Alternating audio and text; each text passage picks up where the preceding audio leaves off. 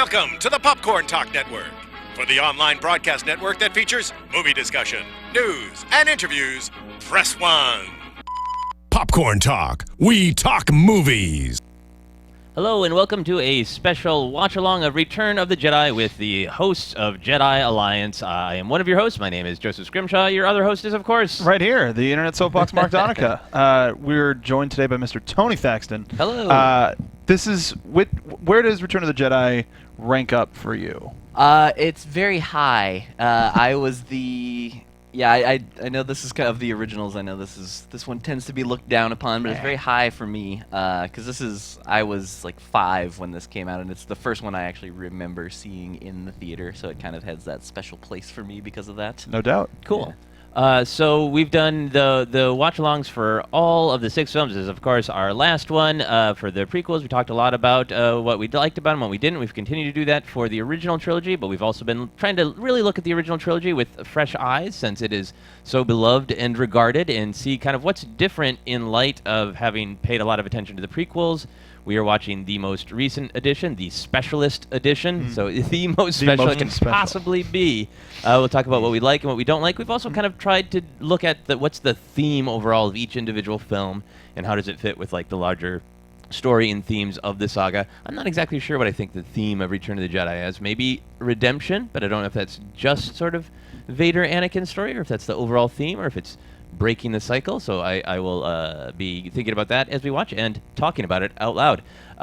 We talked a little bit about you just now, about your first impressions of Return of the Jedi. For me, my first impression was that I loved it, but I was of the generation that I was finally old enough that the wait between Empire and Return of the Jedi was excruciating, and I had years to think and develop opinions, and there are some of my very favorite moments of all of Star Wars and Return of the Jedi. Some great things. I am not a huge fan of the Ewoks. I've come to accept them, but I was definitely of the age like, why are there teddy bears in Star Wars? So I've come to appreciate Return of the Jedi more than I initially did, and I'm really excited to watch it again. When did you first see it? This is the earliest Star Wars memory that I have, is watching Return of the Jedi at home. This is when I think back to prime Star Wars memory, it's watching Return of the Jedi. There was a period where I watched it every Saturday after cartoons were done. I would pop in Return of the Jedi, and this lightsaber, Luke's lightsaber, is my favorite design, my favorite color, because green's always been my favorite color, and it's I love this movie. Can't help but love it, and I love talking about it. And Tony, one last question for you. I know this is your favorite to watch, just your favorite as a person. Do you feel that it is the best film? No.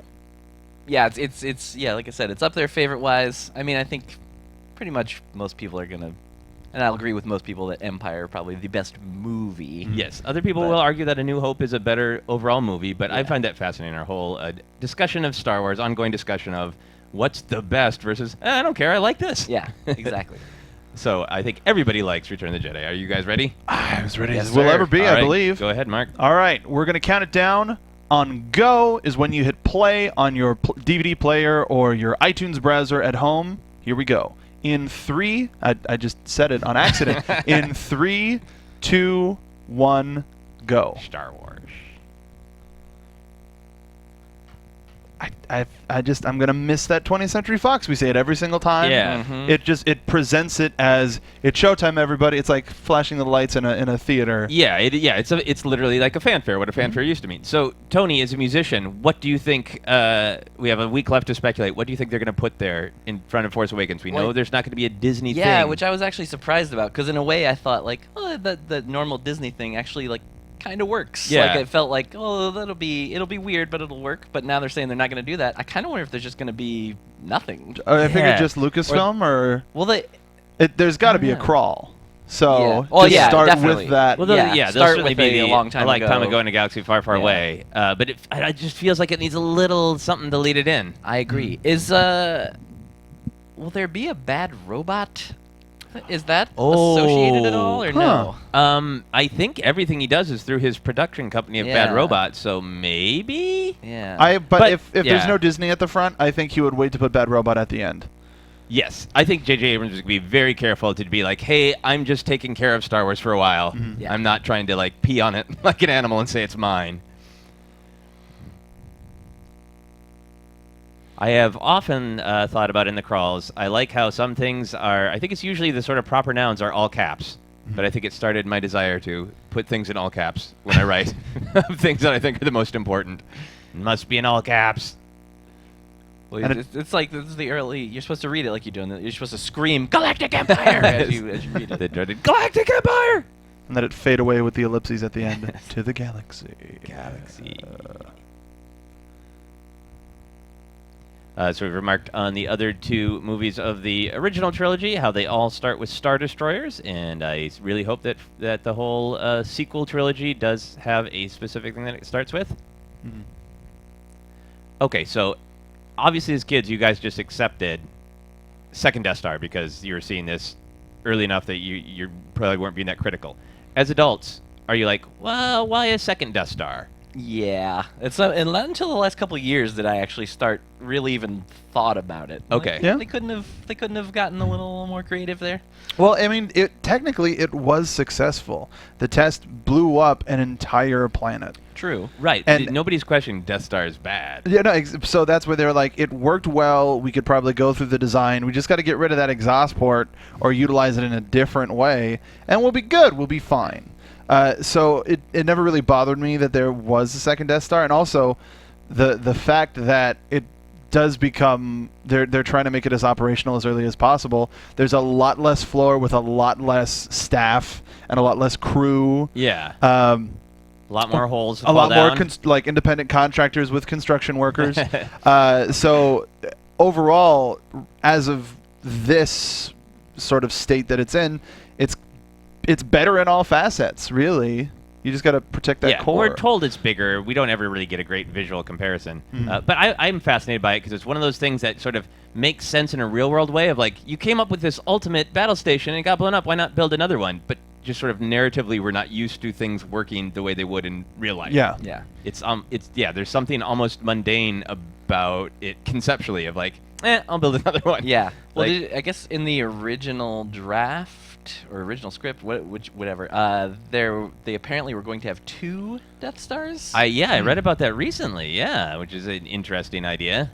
So if the time, the course of time from the first movie to this could have allowed them to be building the second one the entire time? Yeah. Has that ever been addressed, really? There is a mention of it in the Princess Leia book, Moving Target, that I'm Okay. reading right now. Of Still got to get that, dang. they spent decades building the original one, and then they're so determined to build another one, and that's how much money they have that they can just build another. It's obviously just sort of a narrative patch of just saying like, this is how powerful the Empire is that they can just build another one this fast. I've always liked this scene that not only sets up that the Emperor's coming and that he is even scarier than Vader, but I also like that you can interpret it both ways, that Vader's maybe softening a little bit too after his encounter with Luke. Mm.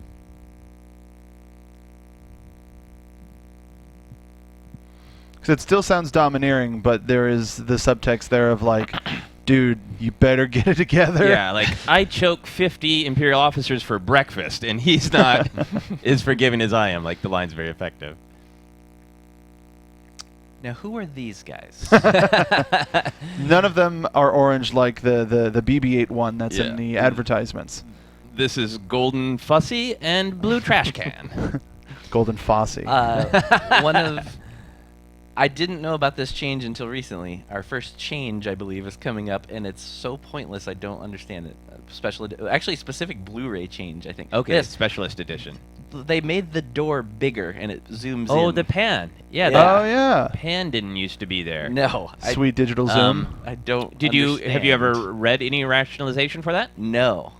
I can see maybe wanting to get just a little bit more of a sense of movement here and there in Return of the Jedi, because I feel like one of the things that sets it apart being not as great sort of film construction-wise as Empire is like there's a lot of just sort of simple A-B shots of like this person's talking now the next person's talking. So I could understand a desire to get more like motion in the camera like we just had, but Yeah. It's a strange thing. Well, it could also try to make it more imposing that it's this Yeah. huge fortress Yeah. and just 2 little dudes walking up going, hey, just want to talk to Jabba? Is that okay? And maybe the door needs to be big enough for the Rancor. Maybe that's it. Or maybe it's like a Wizard of Oz sort of a reference. Oh, yeah. Like huge gates of Oz. Yeah. Well, Jabba isn't here. One of the things I love the whole Rest Green Han thing is just great. And there are many of my favorite Star Wars moments ever is included in this. But one of the things I like just off the bat is almost everything said in Huttese sounds like swearing. So you can imagine that people are being really nasty to 3PO. Yes, the Bomar monk. That's the Bomar monk, yeah. Yep. Big fan. Yep. I'm so happy to be learning names of stuff. Like all this entire watch-along series with Joseph, he's like, oh yeah, that's that person. Like, that's an amazing name. How did they not put that on the poster? They have, of course now it's not canon, I guess, but the backstory to those things are pretty fun. Yeah. And Bib Fortuna. Bib Fortuna. And I've always liked that line because that sounds like it should mean something in English. Do you want a Wonga? You know the popular dance, Wonga. If you want a Wonga. Exactly. I feel like at this point in the sort of the creation of the series too, that everybody involved had started to know, like, we don't need to give these characters names on screen because they'll be on the action figures and everybody will know Everybody them. buy them anyway. Yeah. I think it's strange, but cool in a way that, this is the first time we see a Twi'lek. Yeah. But he doesn't look like most of the other ones do. Yes. He's albino, I guess, and then there's a lot of got different skin colors, right? Uh-huh. But yeah, his little things go around him his instead of just Leku? out back. Ooh, I see. You know nice. more than I do. No. I've just been reading books. Yeah, so his Leku. Yeah, and he's got somebody else that came up somewhere about his bumpy forehead. Yeah. So I feel like he is a Twi'lek or a Twi'lek who has been through a lot or is somehow bucking tradition. Oh, Jabba the Hutt in his snackwarium. Yeah, I was listening to another podcast recently. They were like, "Oh yeah, I had a toy with Jabba the Hutt and his little thing," and I was like, "It's a snackwarium. I know that now." I feel like I've always loved this Jabba's palace and the sail barge and the skiffs because they're what Lucas wanted the cantina to be. I think really successfully. Yeah. Just the sheer volume of crazy aliens. Yeah, this was his apparent chance to do what he finally wanted to do. Yeah, and I think he really, really succeeded well. Yeah. No, I'm with you. This is kind of one of, if not my favorite section of any Star Wars movie. It's great to see the type of idea that they wanted to present for Jabba as like this exalted person. Because even the music in the back is kind of like a traditional court sound, and then it just totally breaks down and explodes in everybody's face. Yeah. Salacious Crumb is also one of B. my favorites. Crumb. Thank you very much. I like to keep it. That's getting too dorky for me. What, Sally B? Sally B's getting a little too familiar for my taste. There was already a Salacious Crumb in the Union. Yeah. So.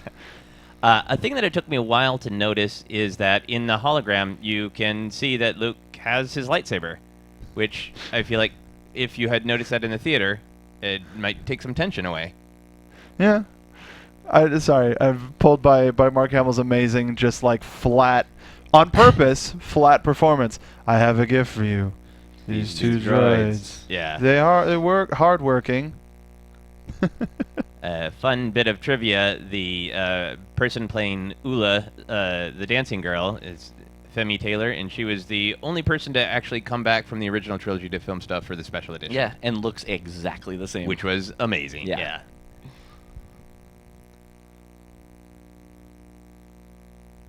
Two of the most ridiculous background aliens right there. Oh, yeah. Amana Man, I believe? Yes, and Ifant Man right there in the front.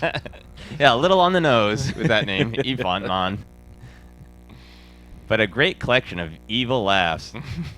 So did Han's sort of appearance and being in Carbonite, did that traumatize you guys when you were young, or having maybe not as much baggage from Empire? How did you feel about Han in Carbonite in Return of Jedi? That's always kind of been like one of my favorite things. Like for some reason, there's just something about that, just the way it looks and stuff. I was kind of obsessed with it as a kid. Very well lit. Yeah. This sequence was always a little bit. It's set up like it was just a quick thing of, oh, this dude's oh no, poor Gonk. This dude's is no nonsense, and now here's where you see all of the torture and the just people in prison calling out for help. Yeah. So it was the initial shock, and then brought into this horrible, horrible world. Yes.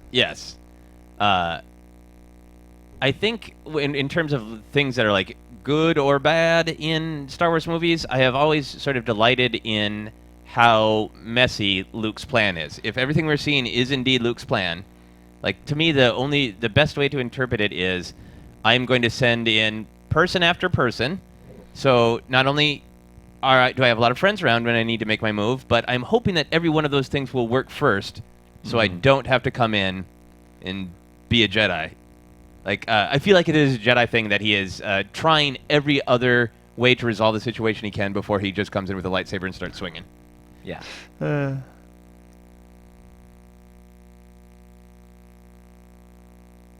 EV-99. EV-99. And his mouth, they never corrected in the special edition. His mouth doesn't quite match up with what he's saying. That's fine. 8D8.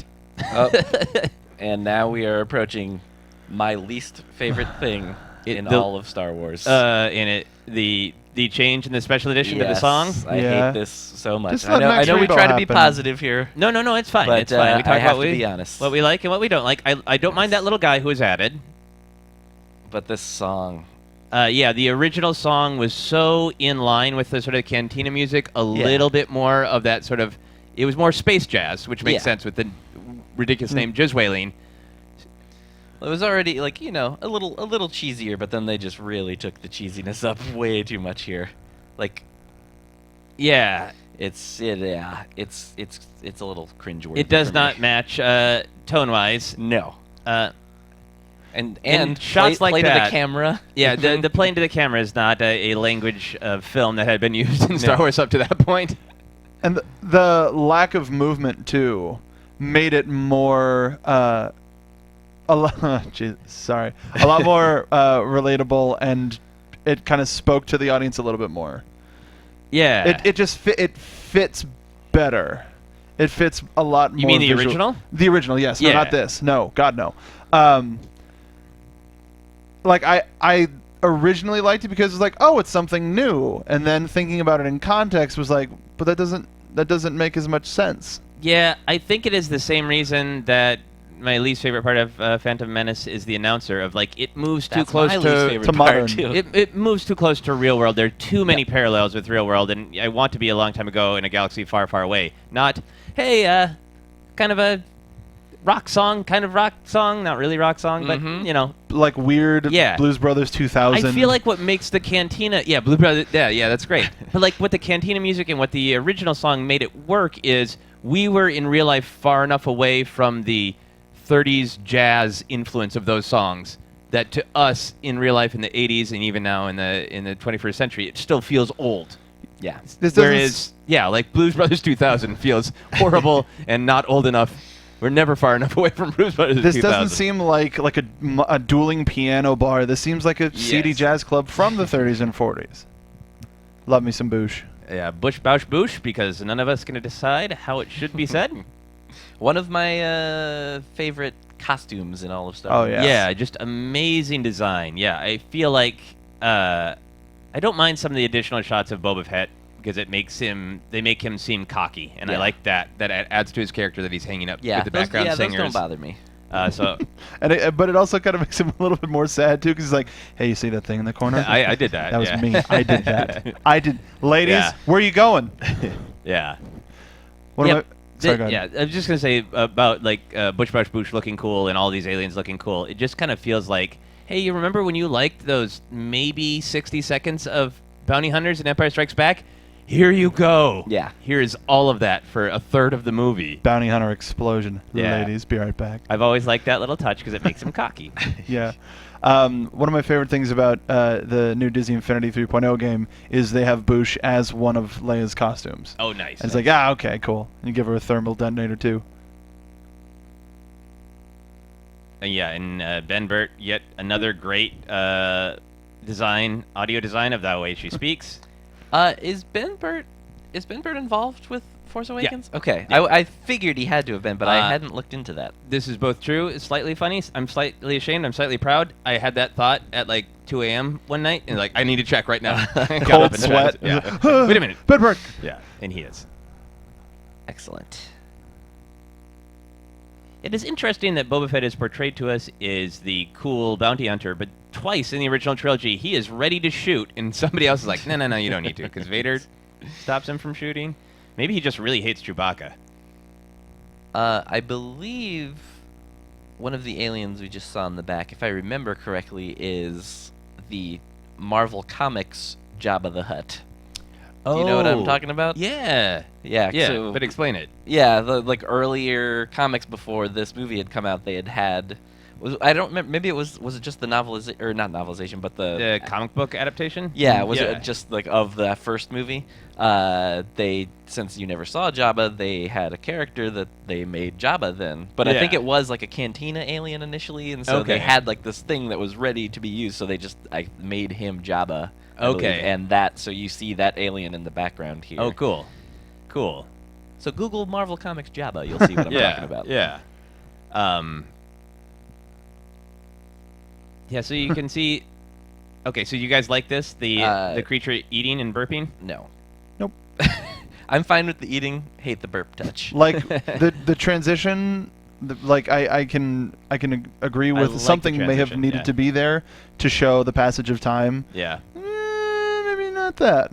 Yeah. Like, honestly, if they cut it before the burp, I'm totally fine with it. Yeah. It's a little nice flavor before it. And it didn't even show... the CG on that was very... It made you not look at Jabba's palace. Yes. Yeah. Look at the creature that I shamefully don't know its name, eating. I don't know that one either. Got you guys on one. I think it's a burp dog. Damn it. That's the thing.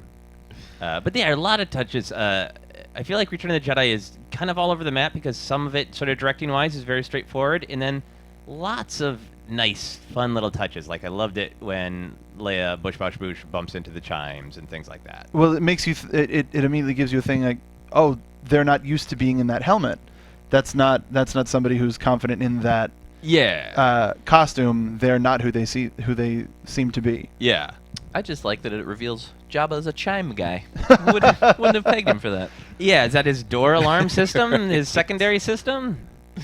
He's got like a string with like a you can't imagine how box and a much stick. wind is getting down there, so he must have some of his bounty hunters sometimes just, Reese, go there and blow. Blow on my chimes, Reese. Okay. This right here is Han breaks free of the carbonite. It's not only cool, but one of my favorite action figures they ever produced, which was mid-release Han Solo, where he's like, his shirt is still wet. Mhm. Yeah.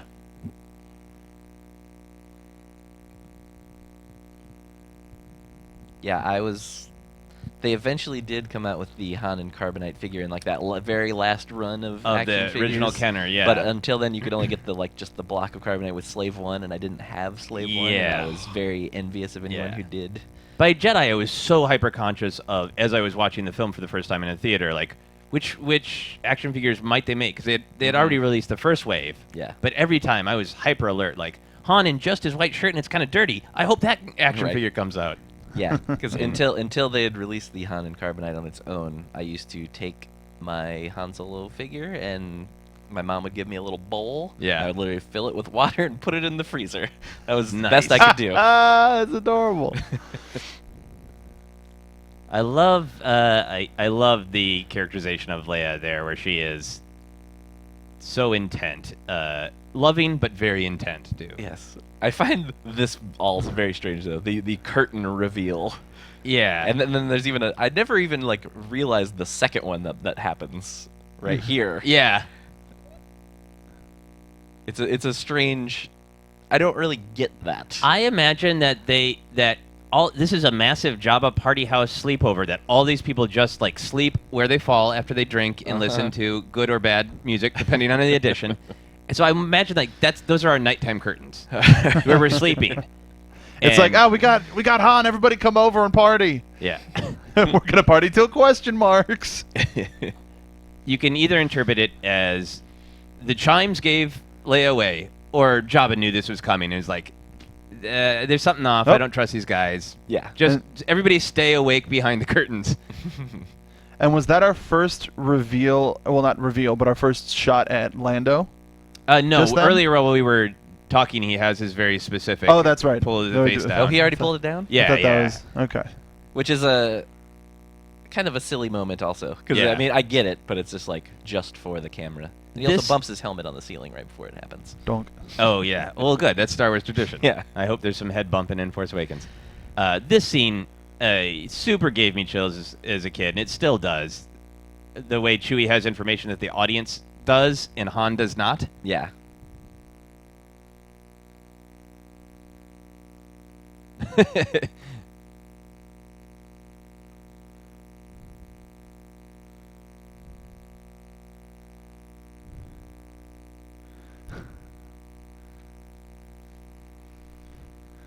Yeah, so I love that, and the really tender petting.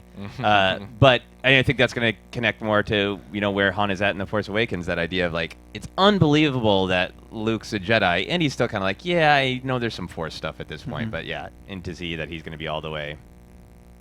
That door got real small. Yes. Well, all of it's off screen, off of the. It works. I'm just hoping that we find out what happened to Chewbacca's lips in the last 30 years. Because they look real weird every image I've seen of him. I think he just gets real uptight. Okay, so when you guys watched this as kids, how much of the conflict did you perceive being, will Luke fall to the dark side?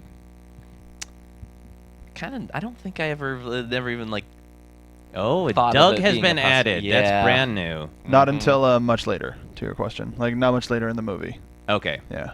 Because I feel like the imagery suggestion was very, very clear of he is much more clouded. He's literally covered. He's wearing black. I think, right there, a couple of shots ago, he choked the Gamorrean guards to make them go away. Yeah. Which I think when this was being made was just a sort of like, that's one of the things Jedi can do. And it isn't until later we're like, Jedi don't force choke. That's a little brutal. But in retrospect, it adds to is Luke playing fast and loose with the Force? Yeah. I think I was just too dumb as a kid. Maybe too dumb as an adult. It reminds me more of like Obi-Wan from New Hope, more so. Just with the showing up all clouded and we don't know anything about him. Yeah. So I have played over the years Luke in many comedy sketches with a hoodie. And one of those times, many years ago, I wanted to hold my hands the way Luke holds his hands in this.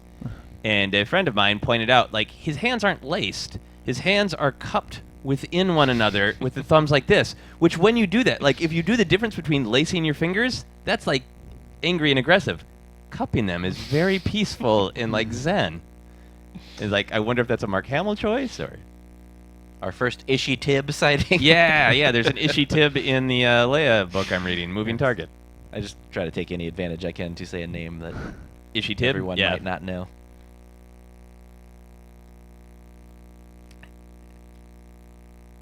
And I love how much of a Jedi he is being at this point, where he tries again and again and just says, I don't want to fight.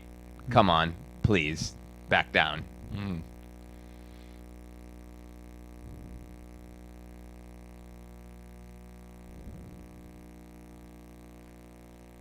Has it been established in any of the books or anything how long Lando was Undercover? working there? I think a couple weeks is my recollection, but I could be wrong, and that could have been shifted at this point. But it seems like from that look that maybe Leia knows that Lando was there, maybe not. It seems like she should have. I have to say also just about as we're seeing Luke, having actually, had to live those torturous 3 years between Empire and Jedi and be cognizant of them, Luke's failure in Empire Strikes Back made it a kind of legitimate question of, will he be a Jedi? Yeah. So the fact that Luke went off and trained and actually listened to Yoda and actually trained up was like the most like pump your fist amazing revelation.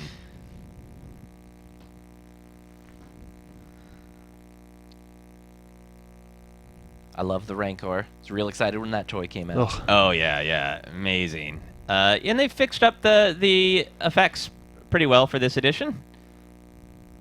Because it definitely did look like, hey, some special effects were involved. Yeah. Like the individual shots of the Rancor have always been great. Yeah. They But cleaned up some of the motion transitions. Yeah, where it's Luke Like- running between his legs and that. Yeah. Like that scene. Yes, yeah.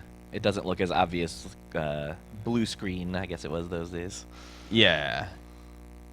Yeah, like this shot looks great now in comparison to the way it used to look. So, yay for just better special effects. Yeah. Sometimes it's good. Sometimes changes are good. Yeah. The Rancor scene always makes me think about the extent of Jedi powers, when they use them, how they use them, because there are moments where I feel like, well, Luke could have done something a little bit more forcey. Yeah. What does your dad noise make? Well, I mean, we're feeling the danger. He doesn't have his lightsaber for some reason we don't know yet. Yes. Because he lost his lightsaber. You know, we don't know that we're not supposed to know that he made another one. Right. So this provides the first test of how strong is he really, and he has to think on his feet. Yeah, I do like that. I feel like this Rancor scene has some rhythms with the Geonosis arena scene where we see other Jedi fighting big beasts for other people's entertainment, and he does handle it about the same way. He more runs around and uses physical objects, and you get the sense that, well, maybe he can't calm down enough to use the Force. Works for me. Except for this thing coming up. When he throws the rock, it's cool, but you would think he could push the button with the Force. Yeah. True. Or just move the rock with the Force also. Move Maybe the his rock, timing or bring isn't the door down just with right. the Force. Yeah. True. So But- many options. But that is certainly cooler. Yeah. So maybe that is a part of a Jedi's choice. One of the Jedi's powers is choosing which's going to look coolest. Yeah. And one of my favorite characters. Malakali? Yep. The Rancor Keeper? The Rancor Keeper. Yes. I don't care. He doesn't matter. And this is a child made me sad, and I am a sensitive little man boy, and it still makes me a little sad. I feel Yeah. bad for the Rancor Keeper. Yak face. And I would like to think that Jabba, that's one of Jabba's oldest buddies. He's just like, dude, I'm sorry about your Rancor, Yeah. man. And in less goofy sort of Star Wars world stuff, I do like the idea that the Rancor is like a rare, hard-to-find beast, and you get the sense that this Jedi really did just cost Jabba something, and he's pissed. Yeah.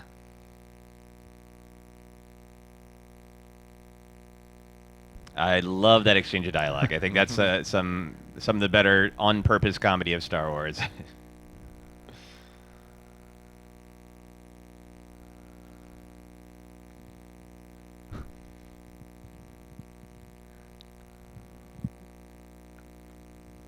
So, as kids, did you guys think it was weird that this big slug alien wanted Princess Leia to be in a bikini? Didn't cross my mind. Didn't cross your mind? Yeah, same thing. Again, think I was just a dumb kid. It was more the chain that Yeah, was that was powerful to you. around her neck as opposed to what she was wearing. Yeah. But very well performed, like that shot just now of Just of Princess Leia when he yanked it a little bit, and she looked back like, you're gonna pay for that. You're gonna death. So much death. I never noticed even until recently the weird tongue thing hanging from the ceiling that's next to 3PO. Oh, yeah. I don't know if I've noticed that. A lot of chimes now. I like a lot of bantha. Yeah. Who doesn't like a lot of bantha? Yeah, this whole shot fixed and looks way better. Yeah. I was so annoyed that they didn't put out a skiff toy right away for Kenner. And my dad built me the saddest skiff out of just wood and nails and wire. I pretty much did the same thing. My dad, it was a 2x4 that we nailed a ruler to for the plank. Yeah. There's a really awesome R2 figure that has every prop from the original trilogy that he's Oh. ever used, including the little bar that he has. I feel like these aliens have to be such drunkards. That is really a horrible thing to have R2 be the only droid serving booze.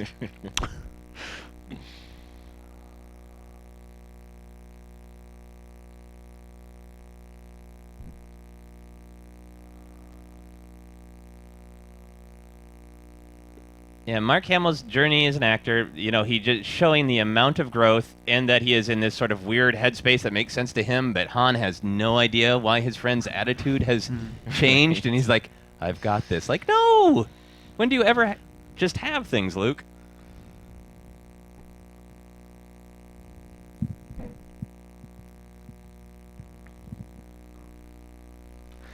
It's like one of those big party buses to Vegas. Yeah.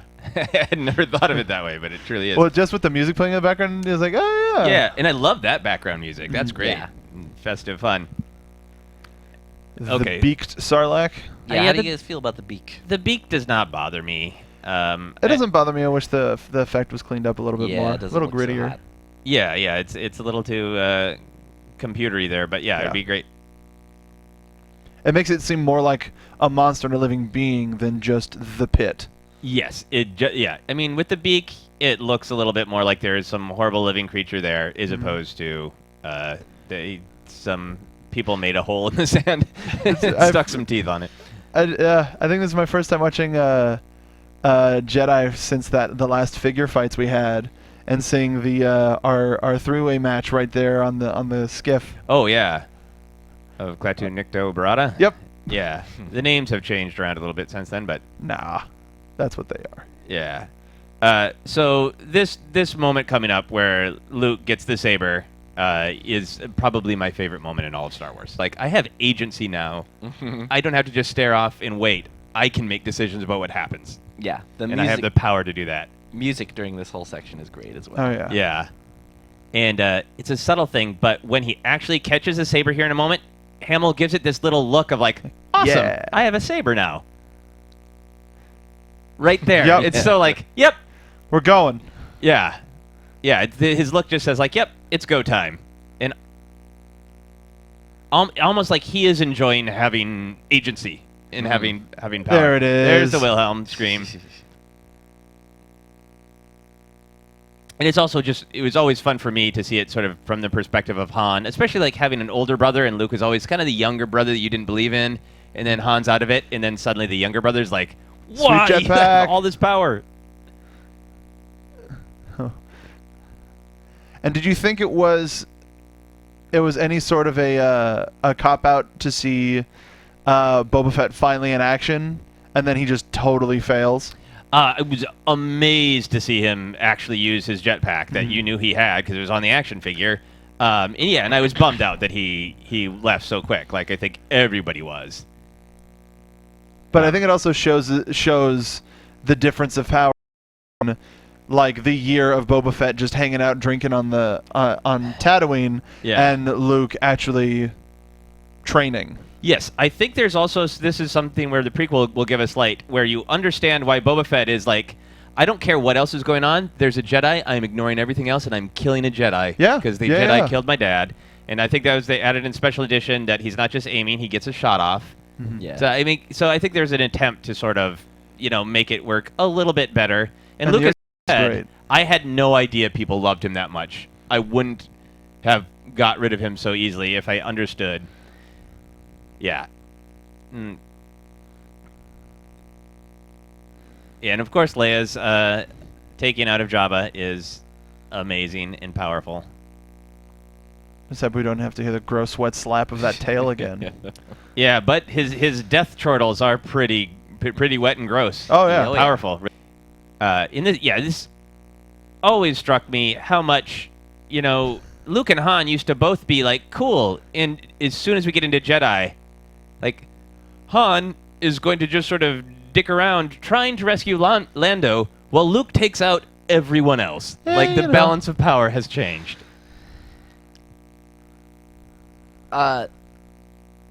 These lines are different in this version, by the way. Are they? Coming up, this exchange between Lando and Han. Okay, I will listen carefully. I'm still. Have we gotten the Force kick yet? With the kick where he was a little bit too far away? Yeah. I can't remember what the old line was, but he didn't used to say, it's okay, I can see a lot better now. It could have just been an alternate take. Yeah. Yeah. I think that's the general spirit of what was there. Yeah. No, it's really not different, but it's like, because last time I watched it, I looked it up, and the line was changed, but it's essentially the same line, but it's for some reason they used a different one. I feel like all of the lightsaber stuff is shot well, so it's every once in a while you see him like actually just cutting a weapon like that, but a lot of times just sort of general swipes, and it's like not too violent, so it's not like Luke, our hero, cutting people's heads off right and left. They took out a hand there. And, hand for a hand. Yeah, fair enough, because, yeah, he that's the guy who shot his hand.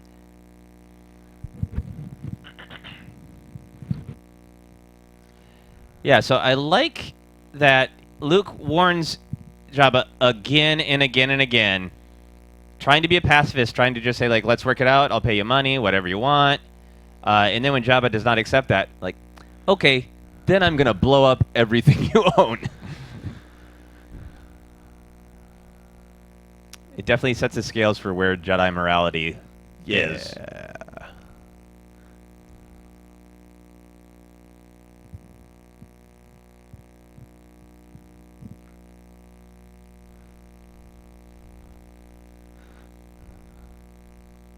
It is strange that when the original Star Wars, had such a small budget, so they filmed Tatooine in Tunisia, and then they make all this money, and then Tatooine's filmed in Arizona.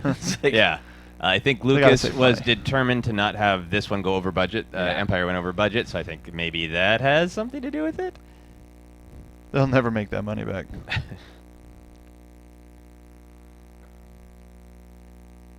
Yeah, and I love all of the imagery and the meaning of Luke's damaged hand. Mm-hmm.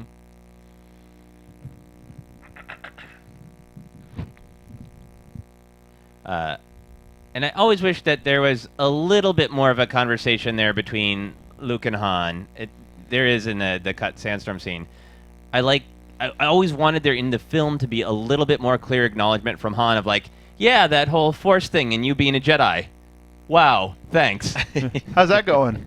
So it turns out that stuff's super real, and you're real good at it now. Like I always wanted that validation of Han. I do like saying it out loud. I just noticed the language that has been changing in kind of the Orabesh. Well, not necessarily the physical language, but Obi-Wan refers to Anakin as a good friend, and there's always in these movies it's my friend, this, that, friend, and they keep it very nice and very personal.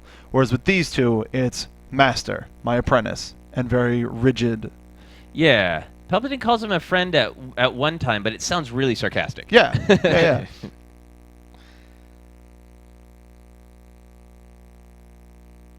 Were you guys scared of the Emperor when you were kids? Oh, yeah. Yes. Oh, yeah. Yeah. I remember being surprised that he was so plain, because so many things in Star Wars were so outlandish and weird. Yeah. And then especially after all of the Cantina aliens, but all of the people in Jabba's palace. Plain but terrifying. I have come to love how like simple and elegant he is. That is Yeah. just like a dark cloak and a wizened face and scary yellow eyes.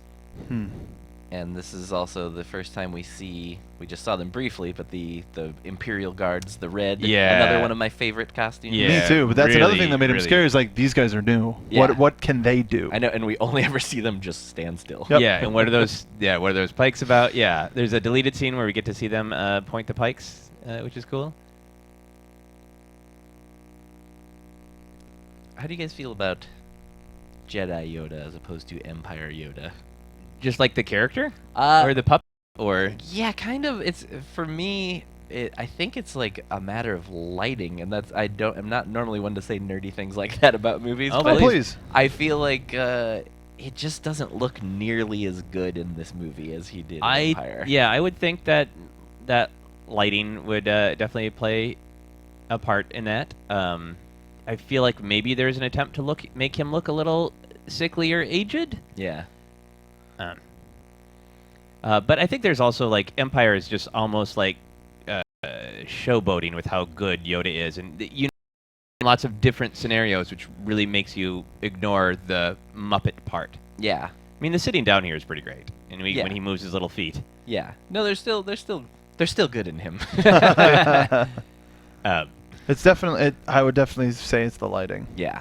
Yeah. It's just more.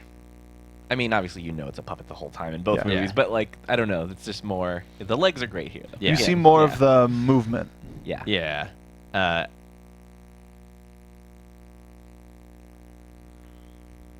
That line, that is the way of things, that is the way of the Force, that is one of those lines that sticks with me in mundane life when things are kind of just going the way they have to go. You have no choice. That is the way of things. That is the way of the Force.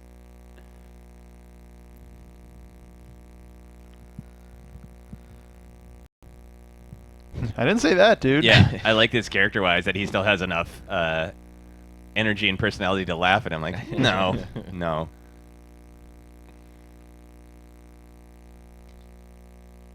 And I like this, that from the prequels we know that a part of Jedi training is, even though you have all of your skills, you have to go through some sort of trial. Yeah. And I like that just on the fly, like that's clearly the trial. And it's not taking out the Emperor, because that's the end goal. It's facing Vader and coping with it. That is... Well, it's overcoming your fears and your feelings. Yeah. Well, and I wonder how much Yoda can sense. I mean, well, we're going to have this conversation in just a moment about the father thing. Well, right now. But yeah, I wonder how much Yoda can sense. More confusion in Luke. I like how much he doesn't want to tell him. I love that music score there. It's easy to forget like how much that was a sort of cliffhanger question. Yeah. And I read recently that it was decided that it really needed to be put in here to make sure that people understood that Vader wasn't lying. Right. That this was absolutely the truth. Yeah, it's so crazy to think about in the like pre-internet world, like you were talking, the distance of the time between Empire and Jedi, and you actually waiting for what was next, because that's a huge cliffhanger. That movie, it has the least happy ending of any and it's going to happen ever. to Han. There is another that I'm sorry is so well delivered too. That's also a thing that sticks with me in real life of how weighty that. Oh, I'm sorry. Which is also just it's sort of emotional cliffhanger of like. Does Luke should know how bad he screwed up by leaving Dagobah and how much it didn't work out, and everything that Yoda and Obi-Wan said would go wrong did. Yeah. So to get that, it informs his character so much that he's like, I get it. You need to take this stuff seriously. I need to be more of Zen, more in the moment, more calm, all of those things, and to have him have that weighty, oh, I'm sorry, I screwed up. Yeah. Like, lets you know all of that.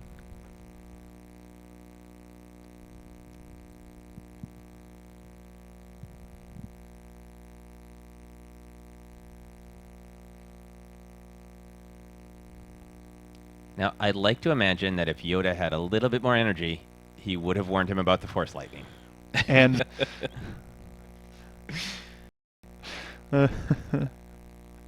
Tree Orlando sounds like a lounge singer that would perform at Jabba's palace. Yeah, I remember always being bummed out that Yoda had to pass because you knew it was the last movie for a long time, maybe forever. And like, well, why does Yoda have to? Yeah. But obviously, as an adult, I feel like it works well. A character made an entrance. Yeah, I love all of this scene. And I like that he calls him Obi-Wan for the first time. He's always called him Ben, and now that he's a Jedi, he actually uses his Jedi name. I never thought about that.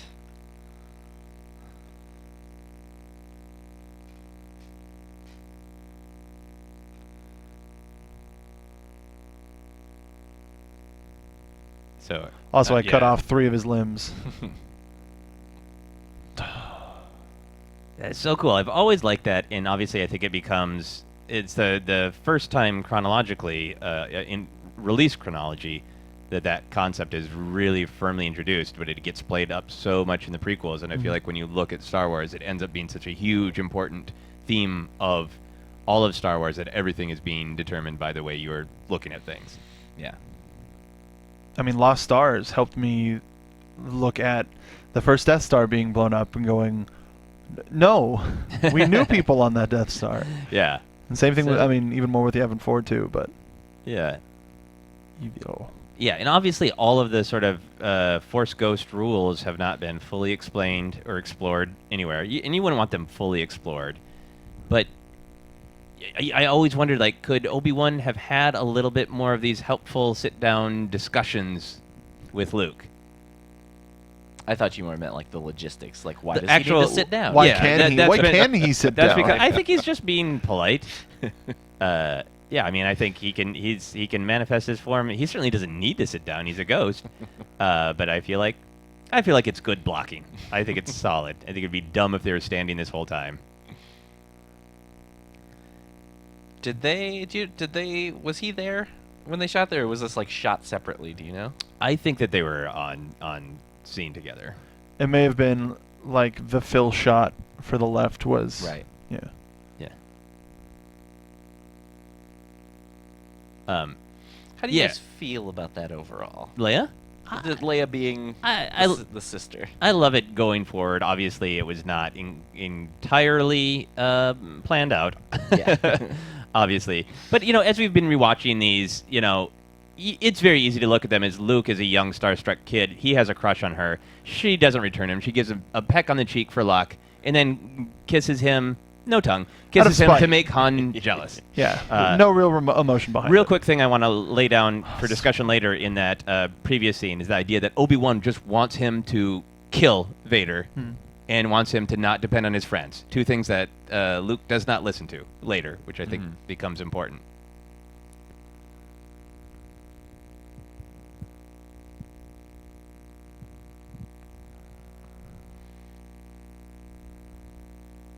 Yeah, and I like that they introduced the idea in Lost Stars that for people who've been with the Rebellion a long time, they're annoyed that Han and Lando just show up and get really high ranks within the Rebellion. That's good. Now, there in the back corner, in the hoods, talking together, there are, the action figure was known as Prune Face. Yep. The character is actually Ori Marco, and those are Dracilians. And a lot of people just used to think in the action figures that they were just other aliens in Jabba's palace. Right. And not actual... I think I did for a long time. Yeah, rebels. Yeah. They're good guys, and we treated Pruneface with disrespect. They judged him by his appearance, that he is a scumbag who hangs out with Jabba. So that line, "Many Bothans died to bring us this information," obviously has taken on a lot of resonance. Did it mean a lot to you guys when you were first... Did it have weight when you were first watching it? It's like, poor Bothans. What are Bothans? Yeah. It's a great delivery. Yeah. I really like that Admiral Akbar sounds like he needs a hit on an asthma inhaler. There's a little bit of labored breathing in there. Well, yeah, it's not his normal habitat. Yeah.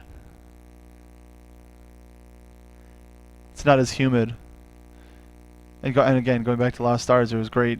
Or no, not Lost Stars, the Aftermath. Aftermath, yeah. Hearing about the humidity that he kept his room at just to be close to Mon Calamari was like... Yeah. And he's identifying with him as this war-torn, like, when is the fighting going to stop general? Yeah. Helps... It really informs him in this this predicament now, too. Yeah. Oh, that stick. General Madine and his stick. The action figure came with the white stick that's very accurate to what's on screen. Wedge. And that hair. Tell me that doesn't look like Mads Mikkelsen. Tell me. Absolutely, yeah. I mean, Mads Mikkelsen rocks that haircut. He makes it work. General Madine, it does seem like this actor is very late to the set, and they're like, sorry, we can't do anything.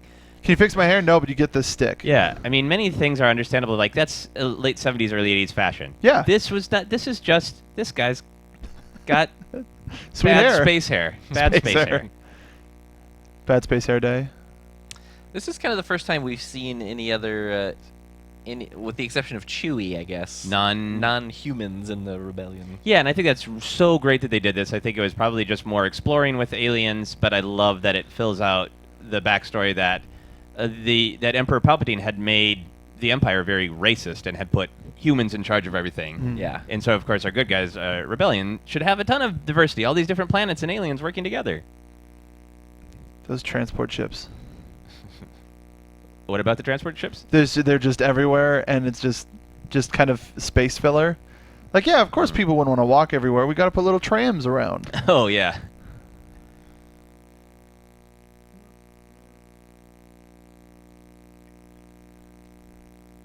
I've been unattached to that satellite dish.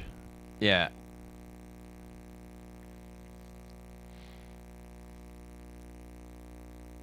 I love the sense of foreboding in this scene where it feels like Han almost has a premonition where he's really worried about it. And I would have liked in this back half of the film to have a little bit more of those kind of moments where that great feeling that I think is in a lot of modern television where like you just have that feeling in your gut that something very bad is going to happen. Mm-hmm.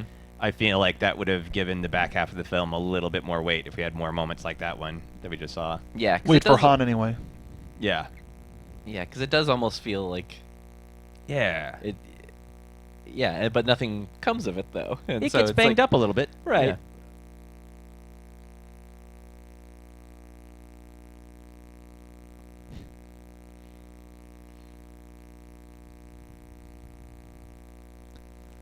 Yeah, and it's really cool to see the whole gang back together again since they've been split up for so much of the trilogy. Love that line. The Here We Go Again? Oh yeah. Yeah. I love that ship. Yeah, I do too. That's one of my favorites. Land It's class probably the shuttle. most reasonable, agreeable thing that 3PO says. Nobody tells him to shut up. Yeah.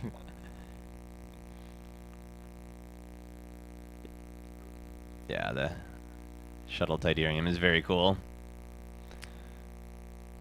It's fun to have these shots of more Well- Death Star and establishing Palpatine's lair up there in the spire. I must,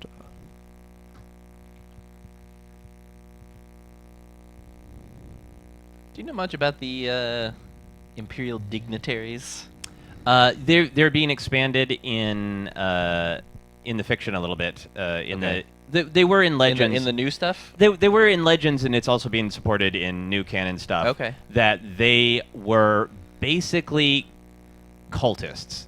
That they're people who are kind of aware of the sort of the truth of the ancient Sith or rumors of the ancient Sith, and one of the few kinds of people that Palpatine revealed that he was a Sith Lord. I think it's possible that they might play into some stuff in the sequel trilogy of Palpatine wanting to explore more like super deep secrets of the dark side, and like I think they're kind of like Lovecraft cultists. They're like people in like, we know this dark, horrible truth, and we're super into it, and you're really powerful with it, and we want to hang out with you. And in turn, he's like, well, what do you think about this rumor? Maybe we should do this horrible thing to get this thing to happen. Yeah. dude, I'd be so down for that.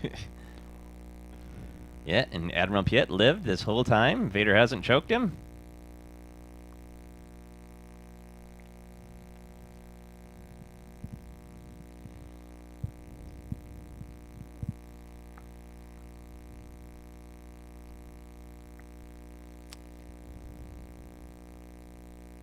One of the best lines in Return of the Jedi.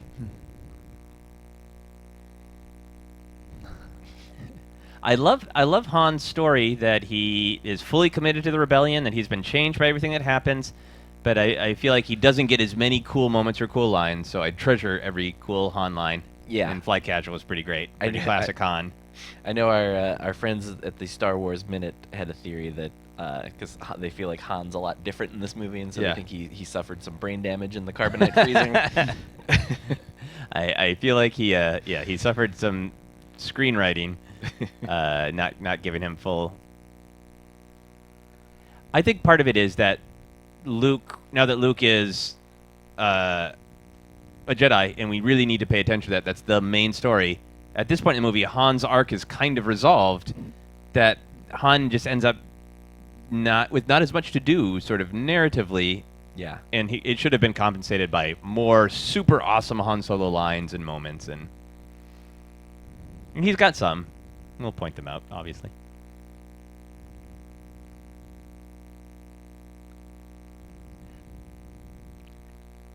Gary Kurtz, who is the producer on the first two movies and left after disagreements about what should happen with Return of the Jedi, has claimed that Lucas was more mindful of what would be good for selling toys, and I don't entirely buy that, because there are a lot of things in Jedi that made it really hard to play Star Wars with your action figures afterward, because so many things, like Luke was so powerful. I remember when I would play with my brother, every time we would like run into a problem, I'd be like, well, Luke can use the Force, and my brother, who always played Han, would get mad. And it's like basically mirrored what happens in the film of like, there's lots of things where like Yoda's gone, Vader and the Emperor are gone by the end, but you have these action figures and you want to play these stories, and Luke is super powerful so he can take care of most things. It made it hard to play action figures.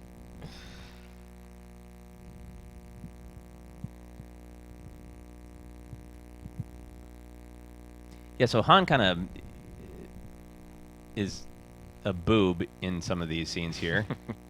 That's a light way to put it. Yeah, a dork. Yeah. There you go.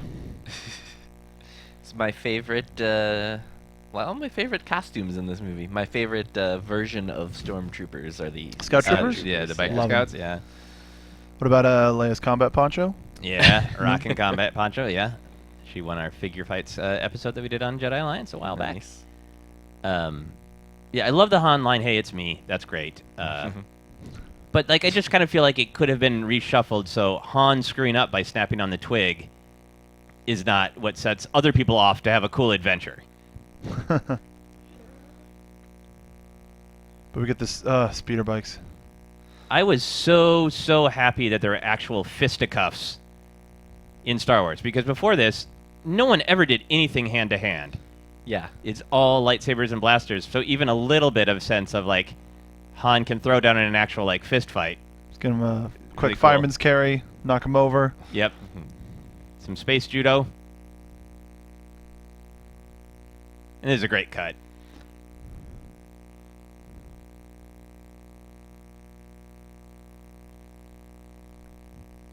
But it just sort of downplays Han in a way that he didn't necessarily need to be downplayed, to have him snap on the twig so Luke and Leia could fly off by themselves. Yeah. And I think that's the kind of thing that some people who were hashtag Team Han before such a thing existed were Shipped Han. Shipped Han by himself. Yes. Oh yeah, no, just straight up Han. Han solo shipping.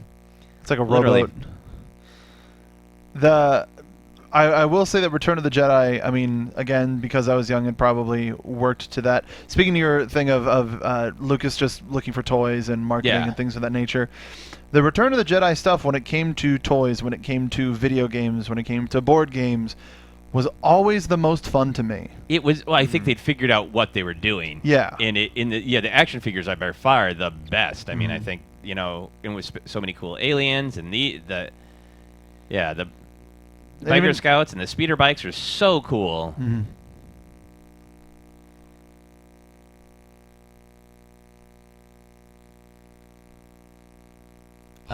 And I've bemoaned Han not being involved in the action, but it is great to see Luke do as much Jedi stuff as possible, so you can get the sense that, yes, he is totally powerful, and absolutely cool to give Leia agency and have her be fighting in the mix, too. Mm-hmm.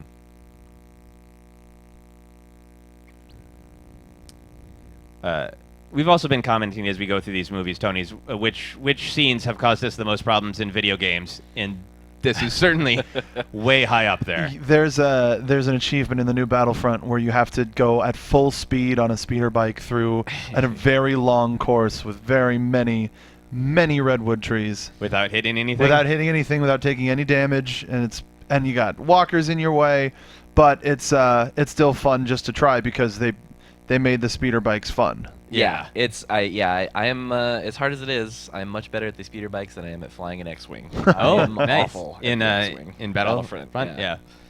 Terrible, laughably bad at the X-wing. I'm more of a fan of the Imperial stuff for that. Yeah. Like, and we saw earlier the Interceptor. The TIE Interceptor, flying by. Another cool thing that we've talked about, how they introduced a different kind of stormtrooper every movie. They introduced a new kind of TIE fighter every movie. Mm-hmm. Really hoping that, even though the creative duties seem to be a little bit more spread out on the new trilogy, I really hope that they do some things like that. Yeah, I mean, there might. I think for our video watchers, the new TIE fighter, it looks like there's a couple of things made. There's a giant toy available where you can open it up and see inside the cockpit, and I may have seen a design change neat. with the TIE fighter that I'm excited to see if it's actually true or not, so I'm not even going to say it. Cool. But it's exciting to go, ooh, is that a thing? Yeah. Even with like a week left.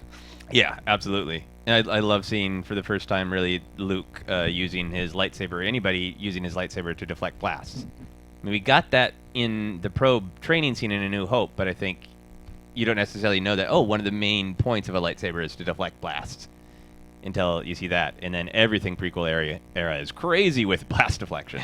And I think that'll only continue. If you guys can keep it down, I'm trying to watch this. Is there a movie on?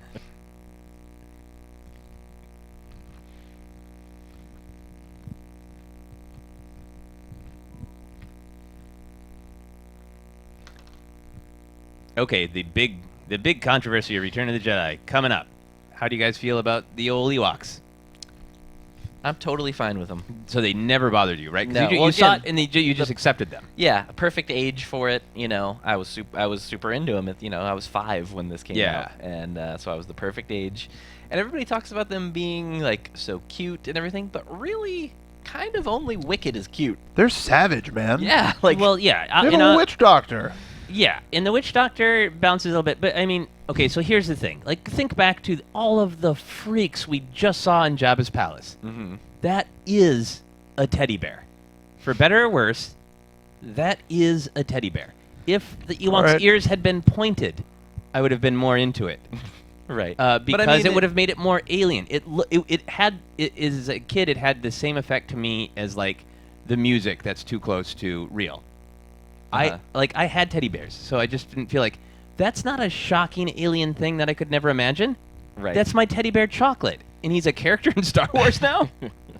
Yeah, I mean, anybody's imagination can reach far near, and whether you look at it as a marketing decision or not, by the end of the movie they validate themselves as a force and a fighting force, and I think it was Yoda on a bigger scale in terms of here's this small creature, they can't be any good at anything. They can't be like this big warrior nation, even though he's got like a spear. Like, no, they're too cute for that. Yes. And it's a way that I think they tried to go too far with the Gungan, or at least with Jar Jar anyway. But this is more of a anything can come from anyone. And I will say what I always say about the prequels. I think that is a great idea, and there's problems with the execution in the actual film. Like, I love all of those ideas, and I think you're spot on. But we can talk a little bit in the epic battle scenes of, like, how could we have shown that better? Okay. I think the entirety of the Ewoks are better than Chewbacca's Tarzan scream. I will agree with you there. But I have come to accept the Ewoks. I understand it's a generational thing. I think that was one of those things I didn't know until I was much older, too, that there were even people that didn't like the Ewoks. Yeah. It's like, oh, yeah, it's I think Star Wars. it's, in of all of Star Wars, and I think it will go on as long as the thing exists. There are things that creators are making up, and then there are things that are just kind of rise up in the desires of the fan base. And I feel like Return of the Jedi was a shock because Jabba's palace was everything that a fan had wanted, and then Ewoks were like, what? Yeah. And I don't think that anybody making the film had any perception that, like, we're going to do this first third of the movie that is exactly what everyone wants. And then we're going to do this thing in the second half that's going to make everyone so mad. Like, I don't think anybody had any idea. Right. Well, you remember, too, when they first came out with the, they wanted them to be a surprise in that first line of figures that came out for Jedi. The Ewoks were blacked out on the back of the package. Yes. Like, so there was these mysterious black blobs in and you wondered yellow background. what in the world they were. Like, and more Leia agency. I love it when she whacks the trooper in the head with a log. I like the Ewok's voice though. That's fine. Yes. Totally fine with the Ewoks. The Ewok adventure movies, that's a whole other story. You guys gonna do watch-alongs for those? We'll give it some thought. Some complain-alongs. I have the DVDs if you need them. I hate these movies. I do kind of want every single edition that's ever been I do kind of want to released. see them. You have special edition? I don't know if there's. I don't think they've done that. Caravan of Courage. Droid's Special Tales. edition. I will tell you, Wicket suddenly speaks English in the second one. Yeah, painful. I'm sorry, speaks basic. Basic, yes. And I do like that they mirrored the design of this space in Revenge of the Sith, with where Anakin first encounters, when Anakin encounters Palpatine and rescues him on the ship. Oh right, yes. That the chair looks similar, the window design looks similar. They're on a spire as well.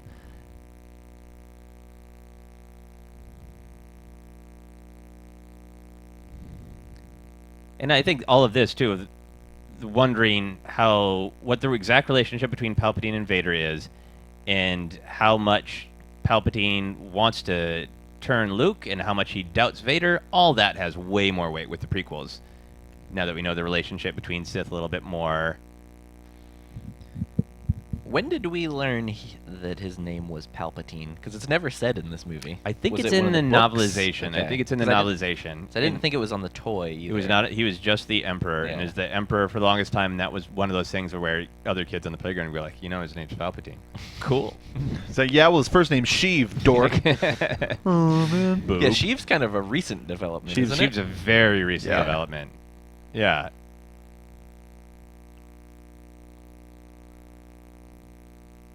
It could be anyone's. So we have more Han being dorky coming up. I don't mind that Han is. Some people have complained that Han is too soft because he's like so in love with Leia, and I like seeing that part of his character change, that he is open to emotions and open Yeah. to No, it attachments and all He that. doesn't bother me in this. Like, Does Chewie just suddenly wanting to eat some basically space venison, does that bug you guys? I mean, it might be something like, dude, I haven't smelled this in years. Super down for this. to me, it's just sort of like, it was like, oh yeah, he is just like kind of like a dog, you know. Yeah, and I feel like in the first two films he was the fantasy of what your dog is. That your dog is not just your companion, but he's super smart. Yeah. And it makes him. I want Chewbacca to be a little bit smarter than that. Right. And when R2 had to use his buzzsaw, I like R2 doing that though. That's great. yeah. It's like, you know what? Humans are stupid. Bio life forms. Just R2's kind of like whatever it takes to get the job done. I have also seen. I know it's the Jawas they parody, not the Ewoks, but for some reason, because of also seeing Spaceballs a million times, I always expect Han Solo right here to go, "When did we get to Disneyland?" He certainly is saying that with his eyes, I isn't know. I think that's why I expect it so much. It's a world Yeah. of Ewoks, a world. Well. he? Yeah. And I feel like there's something about our hero's reaction being sort of the audience's reaction of like, these guys are jokes, we shouldn't take this seriously, right? Which does some work to set up the Empire is foolish to not realize the threat of these creatures. But at the same time, I feel like it's good for Luke, because Luke's being a Jedi about it, of like, great, we'll just see what happens and see where it goes. But it's yet another thing where like, why is Han Solo being told what to do by a bunch of teddy bears?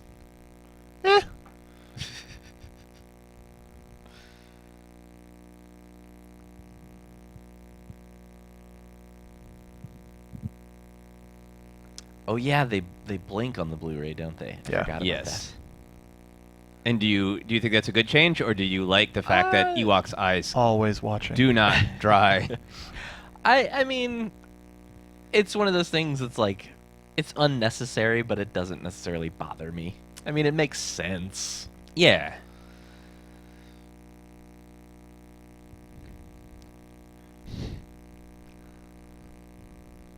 Yeah, on the Blu-ray, their Ewok's teeth really pop too. How many of them have little buck teeth? Just another thing that makes them a little cutesy.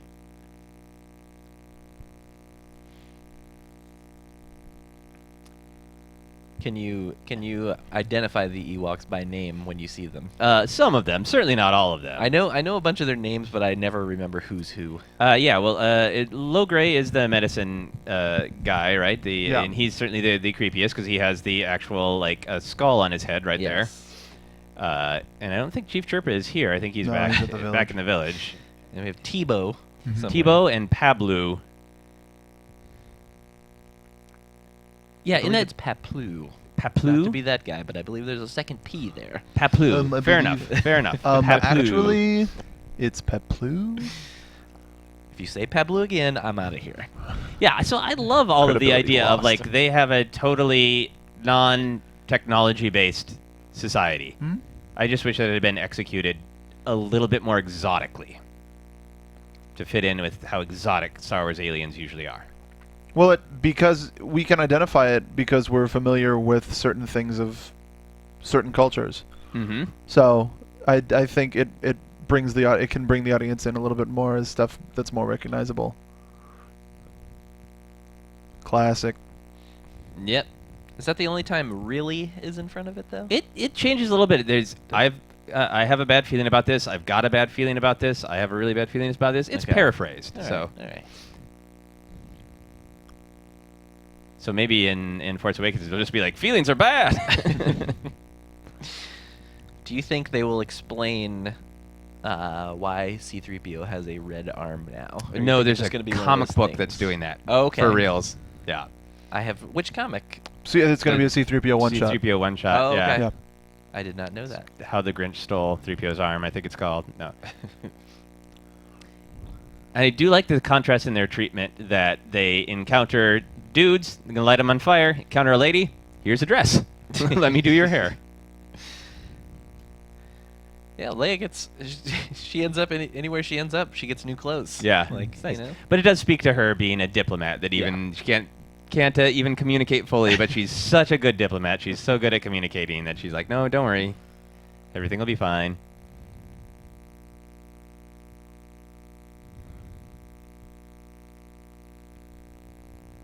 And I certainly do like that they're going to cook and eat Han. that I love it. It's great.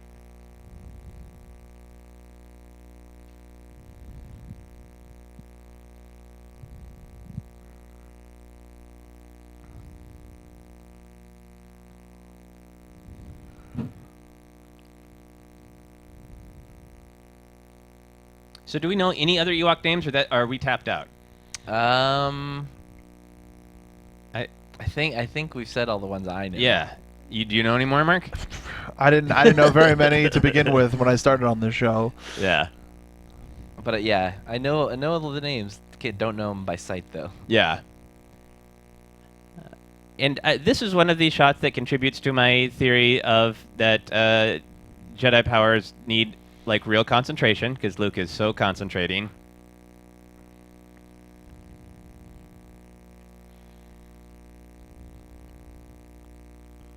Also, just cool to see him again being a Jedi, using the Force creatively to avoid conflict. And just kind of going with the flow until the opportunity presents itself, which is what we were told Jedi should do, so it's awesome to see it actually being done.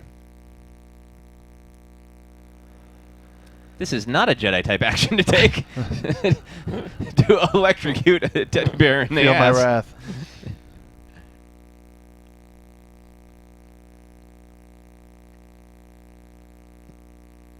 And then a little bit of cute buddy making. Not so bad now that I don't want to eat you. Yeah. I wonder if we're probably going to have a BB-8 moment like that.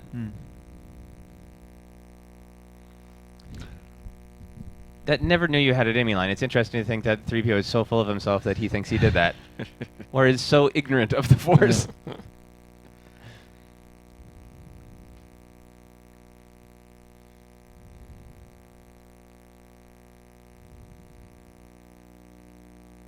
There we got our Chief Chirpa. I have always loved that 3PO can make sound effects. It's like, you could have done this the whole time. People would not have told you to shut up as much, 3PO. If you'd been putting on like radio plays like this.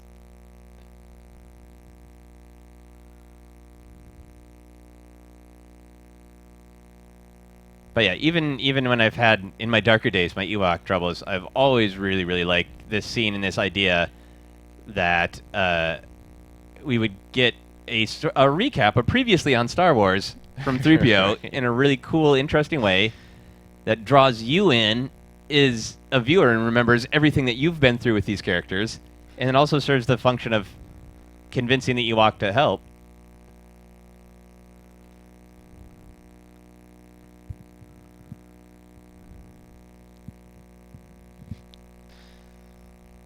That's what people should do to prepare for Force Awakens. Just start Return of the Jedi at that moment and just watch it to the end. That would be a really Then cool you're thing to do. caught Like, up. yo, you haven't seen Star Wars before? Let me play you this 45 seconds. What do you think? I'm a little teddy bear? Is that what you're trying to tell me?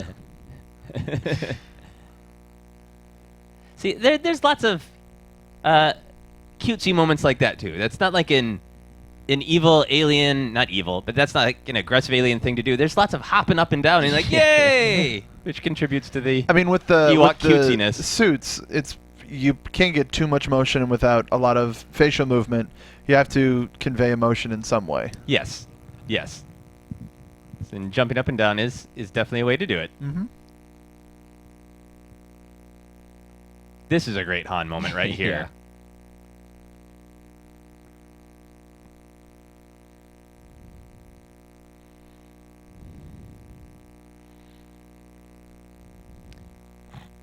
I also like that there's a bunch of rebels sitting around waiting for the main like- heroes to return with no idea what's going on.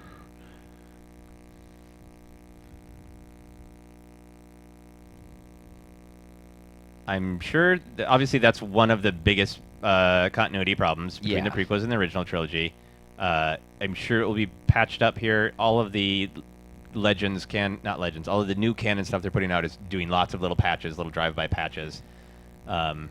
So I think eventually that will get something.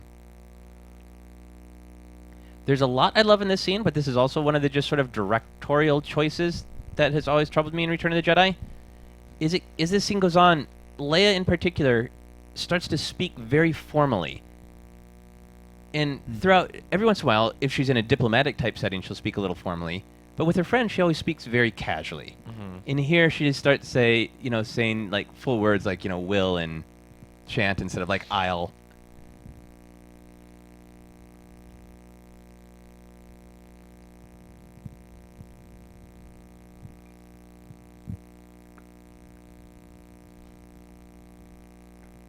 But great acting by Mark Hamill, I think.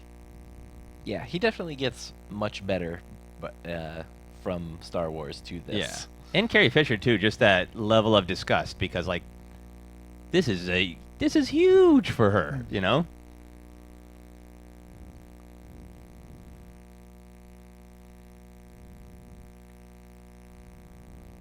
that's super fun to hear those lines a week out from The Force Awakens when we'll finally get to discover if, in official canon, Leia ever pursued using Jedi powers, learning the ways of the Force. What do you guys think? I think that they're going to do what they did in the old expanded universe of she dabbled and it wasn't for her. Like every once in a while, you might see her freak out and like maybe like a little thing moves. Yeah.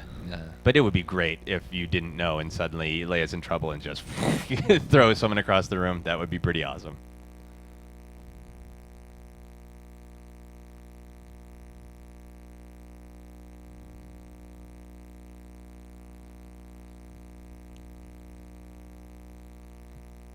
Some people make fun of that line of "I know." Somehow, I've always known. Obviously, in context of the kissing, but but I like it. Context. I like the context of.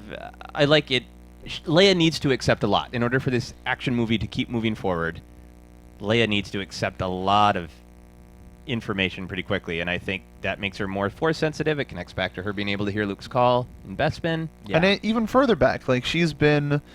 As we know, she's been put into this princess role not from bloodline but from adoption, and there could always be that sense of this isn't me because she's not.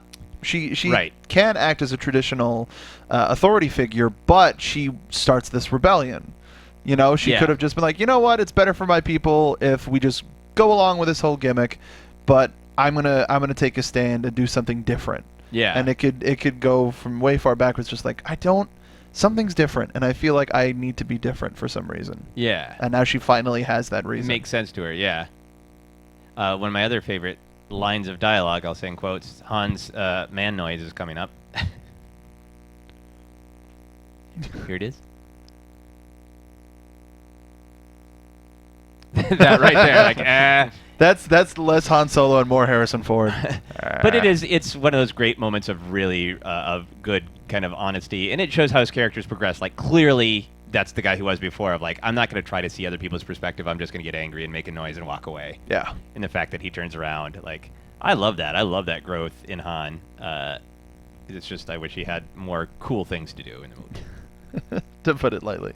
Yeah, and a lot of people are screenshotting that and the hug that's in the trailer for Force Awakens. So definitely seen some rhythm there already.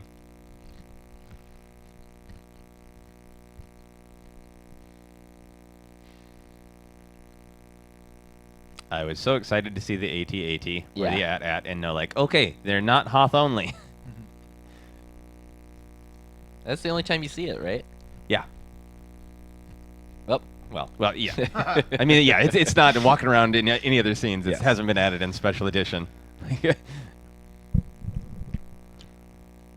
And do you feel like this scene is more of a, at the same time this is happening, as opposed to, because Luke just said Vader's here on this moon, and then he lands. Yeah, I think that a little clunky. That I think it probably would have been better to say Vader is on his way, or maybe he was on the moon and is coming from a different part of it. Oh, okay.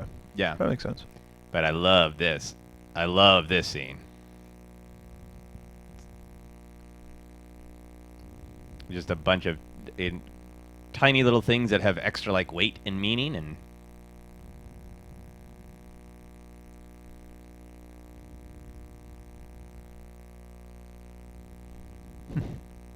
So,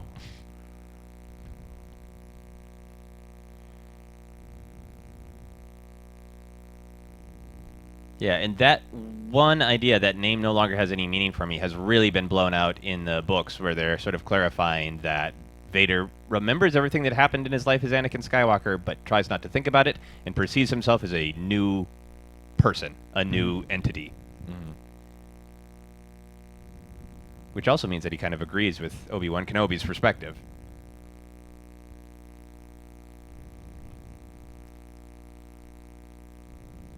I've always loved that look on Mark Hamill's face where he has that. He's telling everybody else, don't worry, there's good in him, I've sensed it. But as soon as he's turned his back to me and like the lightsaber, he's like, oh, he might cut my head off.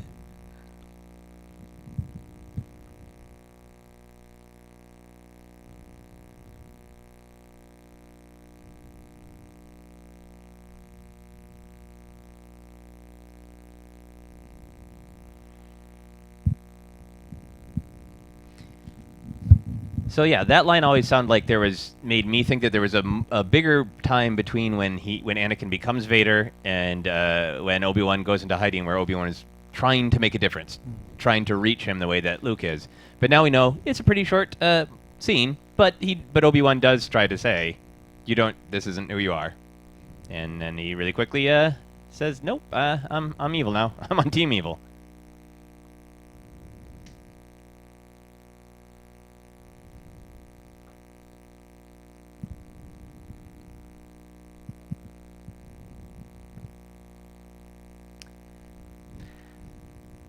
I've always never quite understood the way this all works with the Sith, though, because there's Yeah. the whole master and apprentice thing.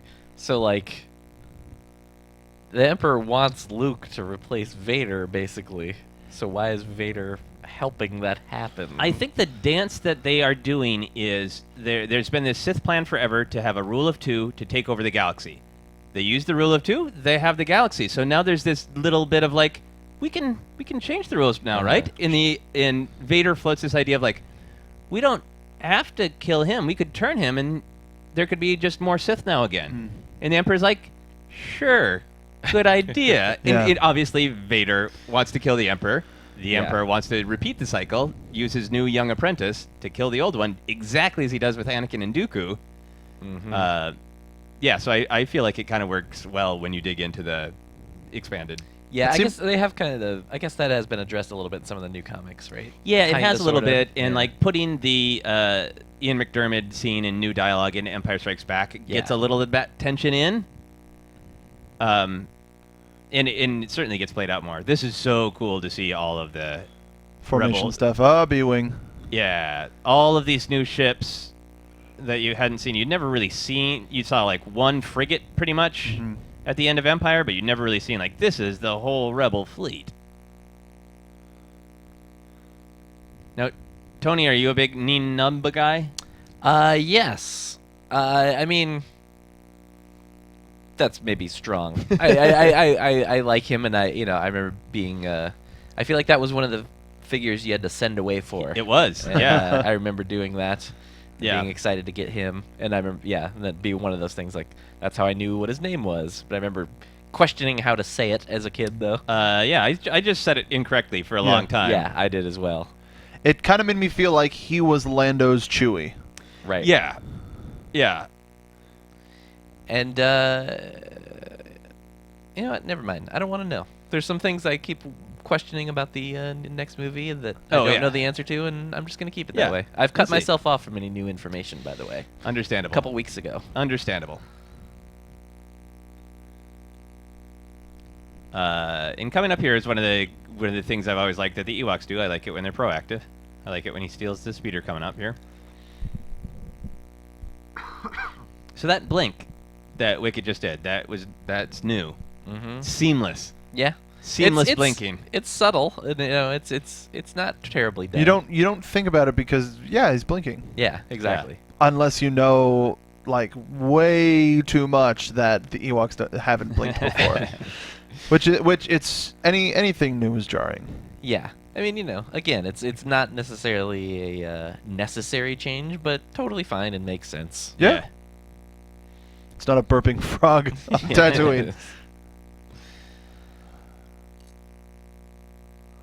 I'm gonna have to look up. I feel like the frog might have been there.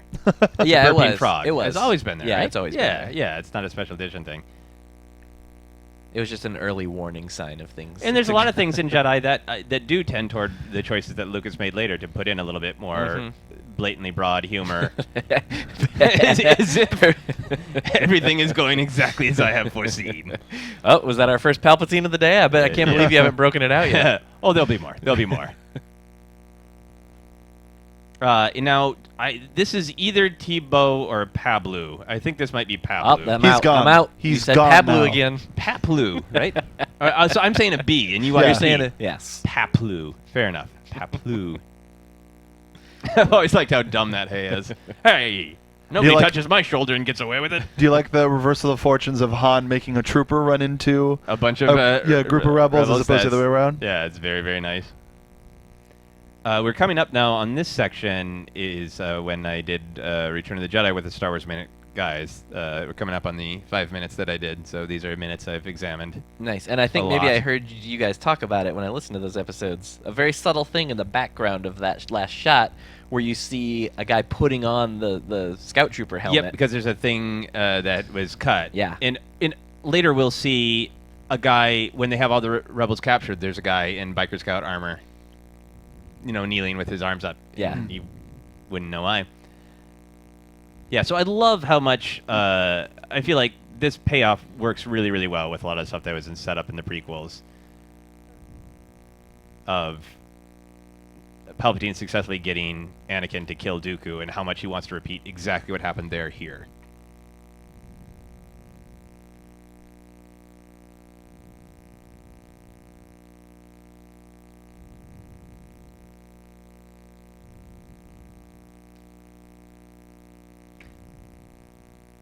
Yeah, and I like that really clear clarification that that Palpatine is a Force user, because for people watching the movie for the first time, it just be like, maybe he's just scary and mean, but like.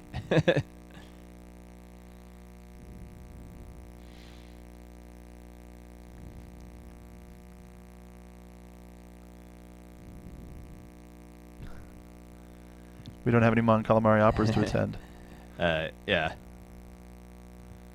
Yeah, I like this, that he does not need to pretend. So, like, his attempt at seducing Luke compared to his seduction of Anakin, he's kind of in hiding. Mm-hmm. He has to pretend to be his dad's... He has to pretend to be Anakin's father figure for a long time.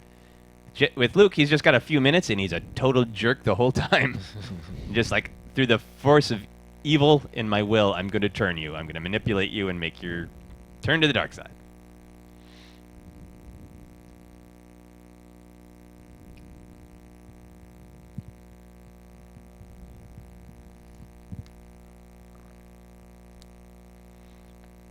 No.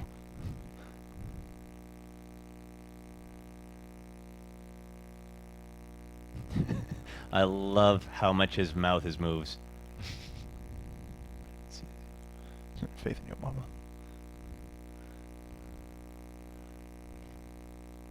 So I like that this theme continues, that what Luke is doing from other Jedi is he is having attachment and he is having faith in his friends, with Yoda and Obi-Wan continually tell him, it's okay, let them die. it's worth it for you to kill your father and the Emperor. And right there, he says that Emperor supports that Luke's weakness is having faith in his friends. Mm-hmm. As it turns out, that is exactly incorrect, because his friends they succeed, they bring down the shield, they blow up the Death Star. And then Luke is entirely right that the Emperor's overconfidence is his weakness because of your point about the Ewoks. So Luke just totally won that back and forth. The I love the delivery of this line. Oh, yeah. That is And the little smile here. ultimate dick, right? Yeah. When your friends arrive.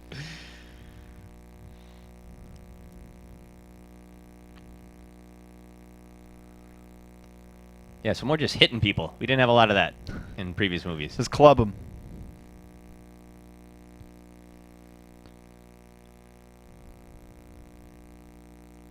Thanks, Captain Obvious.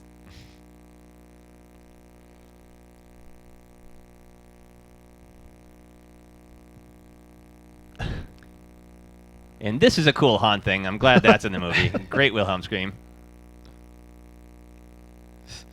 I love that. I had never noticed before that one stormtrooper has to crowd in because there's not enough room on the set. Geez. He's like, excuse me, if I could get in here and be menacing too. Where are the rebels? I gotta point my gun on the right. I wanna menace the rebels. Can I play two guys?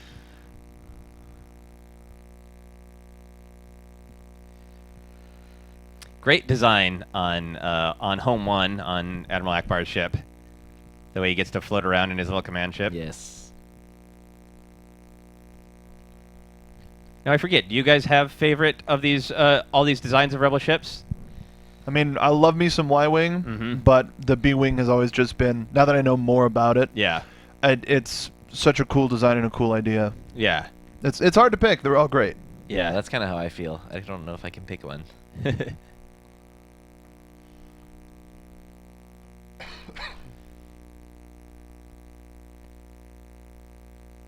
Now, this dialogue is in the beginning of this scene that you play through in Rogue Leader for the GameCube, and I've heard it a million times, probably literally.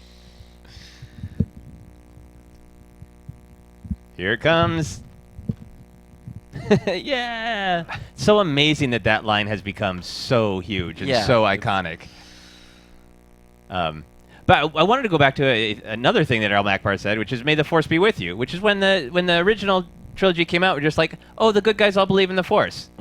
But now that we're getting it more filled out in the sort of in the time past the Jedi, it's a big deal for the rebellion to say, like, everybody who's in the rebellion are the people who remember that the Jedi were good, they were not traitors, they were the ones who were on the side of good. So it's a really political statement in the era of the Empire for them to say, "May the Force be with you," which just gives it extra weight from the prequels. And it was also great for the fans too, to look and go, oh, they're saying it too. They must be the good guys. Yeah. No question.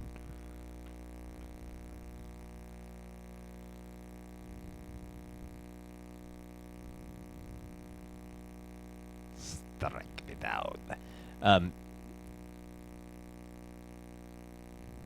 Yeah, this is totally like absolutely crash course, night school, quick transition to the dark side. Yeah. Like, I'm just going to squeeze him real quick, make him real mad right now, and he will totally fall.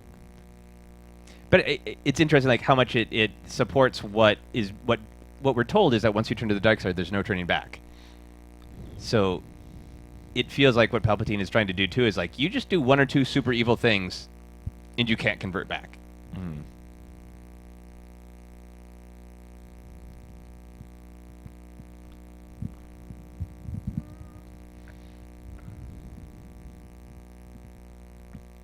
Yeah, there's the one biker scout with his helmet off being held captive. Sweet Hulk Hogan mustache too. Yep, more of that late 70s, early 80s look. That's the only time we see anybody without their helmet on, isn't it? Of troopers? Yeah. Yeah, and that's a rebel who had stolen the armor. Oh, in that right. subplot. That's why so, he's standing there. So we don't. Yeah. We still don't. Yeah, we know that they're just recruits. They're not clones. We know that.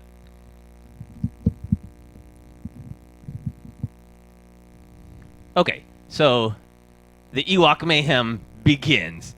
So, do you guys interpret it that the Stormtroopers' armor is so cheap, which they are now setting up as canon in Rebels, that their armor is cheap and not as good as Clone Trooper armor?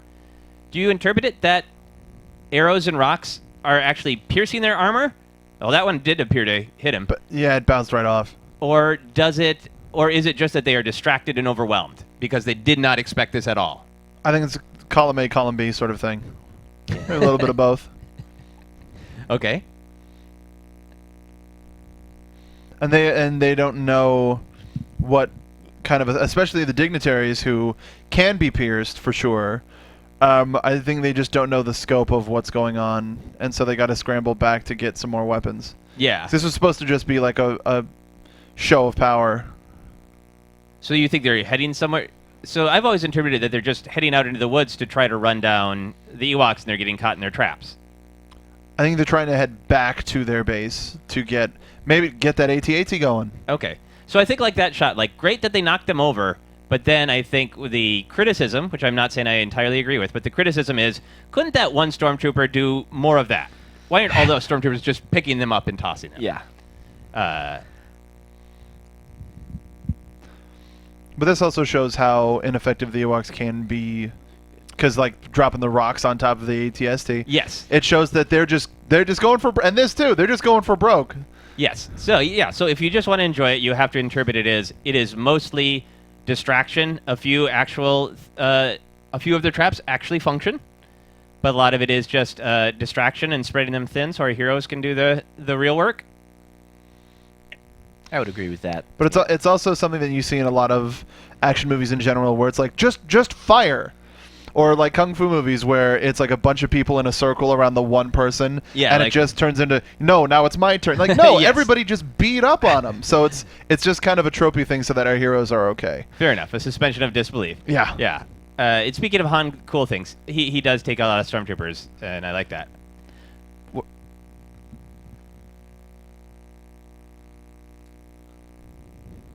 One of my favorite Han faces, or just faces in general, is coming up soon, and I can't wait. His look of determination when he shoots.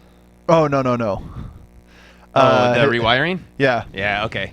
His Nice. excellent derp face. Okay. So yeah. We see some times where the Ewoks are not being effective, and they're being chased off by the AT-STs.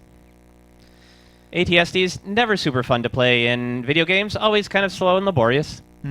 Aiming's really difficult because of the janky chicken movements. Yeah. That's totally true. Yeah. Thank you, chicken. This is amazing to see, and I think still holds up as all of this great dogfight. Space stuff looks amazing. I think even the AT-ST effect holds up pretty well. Yeah. Oh yeah. Yeah. Absolutely. And also kind of the evolution of the Millennium Falcon, where you can imagine that there are two gunners sitting in the stations that we're just not seeing, or else they've found a way to get the Millennium Falcon to go to auto. You have to believe one of those things about Return of the Jedi.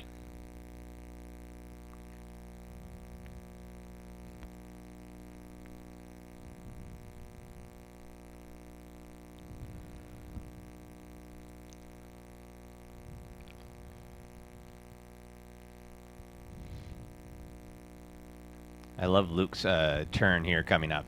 It's like he's really it conveys how much he is fighting the desires of the dark side, the anger. And he must be feeling all of the death that's happening in that battle. Yeah. You can wonder how much is he reaching out with the Force to see if Han and Leia are specifically still alive, Or if the Falcon's been destroyed. Yeah, and just a lot of pressure. Everything he's ever done since we met him in A New Hope is, to this moment, take out the Emperor. That's what everybody wants him to do, is just kill the Emperor. Close your mouth. No.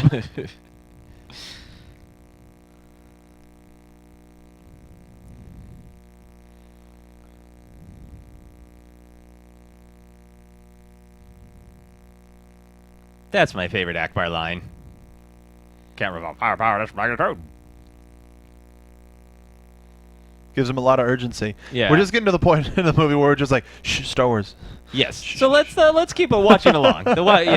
Watch along is it's a tricky name because what we actually mean is a talk along. Yeah. More marketable. Yes. So that I love that when he actually hits a stormtrooper in the head. That's great. I will also point out in this sequence here, for as much as stormtroopers are maligned, they hit two things. They hit R2, and in a minute they're going to hit Leia. Jerk of Han using R2 as a shield. Yeah. And he tagged him back. Do you guys think anything really horrific like that will happen to BB-8? Or is he already too beloved that they will not do anything damaging or awful to BB-8? What, like pop him with a pinprick or something? Yeah, just like, I mean, that's pretty disturbing of like all that electricity and all of his stuff is flailing around. Seizing. Yeah, it's painful and nasty. Yeah, maybe. Yeah, we don't know enough about him yet. Like, does he have all these little compartments that can pop out of the ball? And, Yeah. Yeah. So now other people knew Ninta, I think is this Ewok's name. Is that correct? I don't know. I'm not familiar with that. That's the name. other. Very sad, but I think it's good that they included to show that there are casualties on both sides in the great Ewok Stormtrooper Battle of Endor.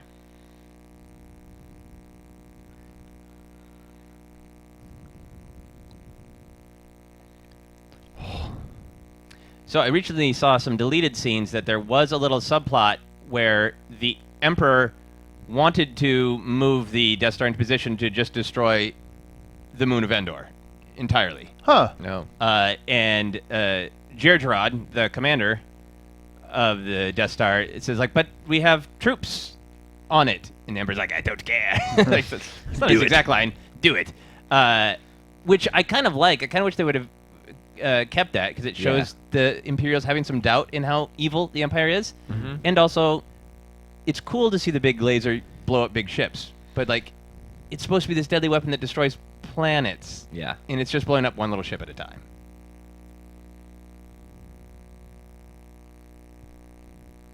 It's relatively true. What, that the Alliance will die? Mm-hmm. Because it's the Resistance now. It's not Yes. the Rebel Alliance. Yes, it wouldn't have been as scary if Palpatine said, there will be some rebranding.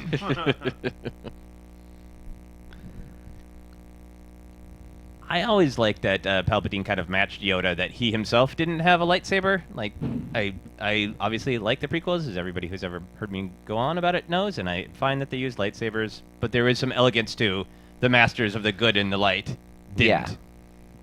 Or the good and the dark, the light and the dark.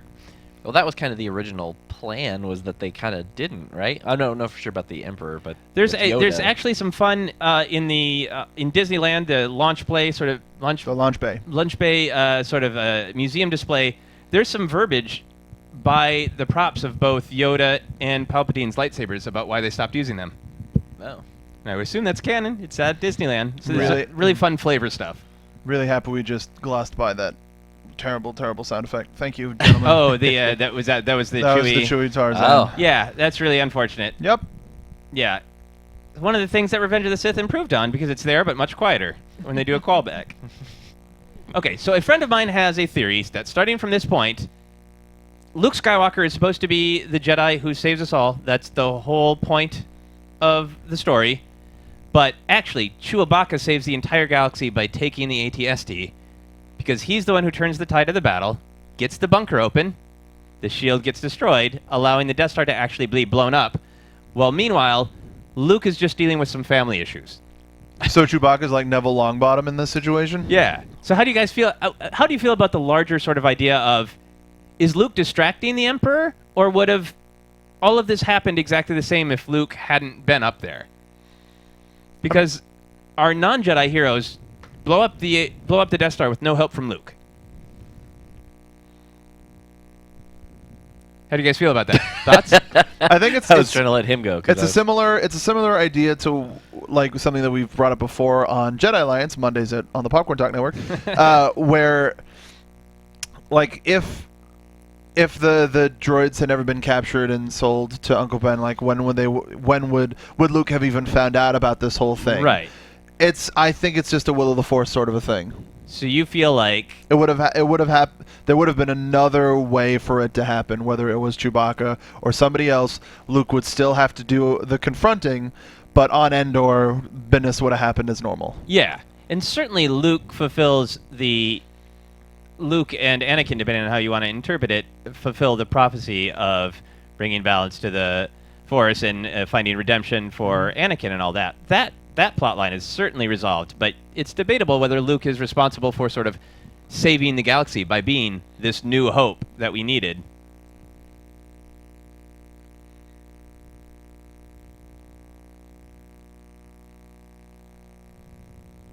Is Han's face coming up? The one you like, Mark? Already did it. Okay. I love that they swapped those. Mm-hmm. That was really great. Watching a Blu-ray, I had never picked up a little bit of blood on Han's thumb before that I can see clearly on this Yeah. Blu-ray. Either.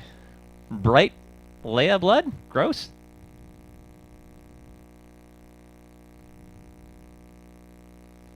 Hey, buddy. I love this Han line coming up, too.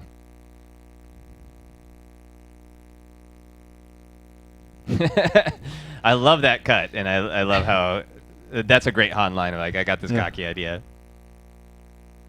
Do you guys Sweet prefer flip. this lightsaber fight or the Empire Strikes Back lightsaber fight for classic trilogy lightsaber fights? For me, it's still Empire. I think there's a whole lot more weight in this one because you got the additional commentary track of the Emperor. Yeah. But the tension in that first one, Yeah. leading up to the revelation. It's a little, yeah, it's just, I don't know. It's a little more iconic and stuff, too. The Empire Strikes Back one? Yeah, Yeah. I think. Yeah, I don't know. But love them both, but yeah, probably, I'd probably go with Empire as well.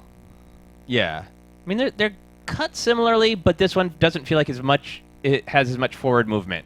Yeah, there are a lot of, seems like there's a lot of gaps in this one. Yeah. And, like, I love that you're unwise to lower your defenses. He has to bring them up really quick. But there are a lot of moments that are, like, narrative beats within the fight. And not as many moments like this where it's just kind of the cool action of they're fighting.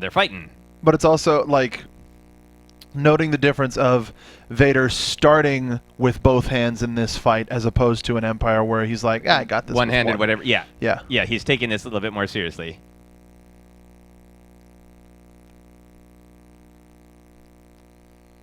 And it's all worth it. This whole lightsaber is worth it.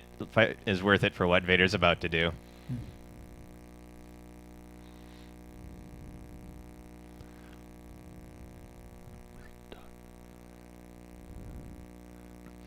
Yeah. So, for the people who made Return of the Jedi, thank you for including that lightsaber throw so we could later do it in video games. Oh, because it is dude, it's so so satisfying. great in Battlefront.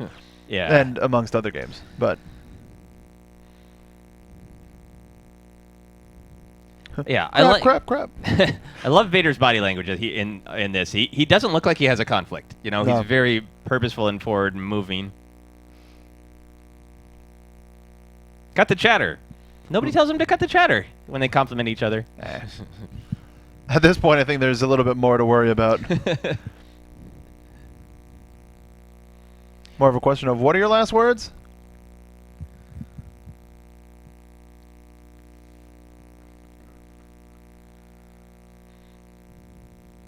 I like how pleased they look with themselves. They're all like, "Yay, we won!" We're not going to get choked. Yeah, we're not going to get choked. We're not going to get murdered by rebels, but maybe you are. These guys won't, but the ones inside will. Yeah. Okay, no. All right, guys, you're done. Get out. And that's the compassion of the rebellion. Of we don't want to kill you guys. Just get out of the way so we can blow this thing. We're not going to slaughter all you guys. Blow this thing and go home. Although I think some people probably get blown up here. Oh, definitely. Not saying that it's perfect. No, they're working on it though. Yeah. They're trying.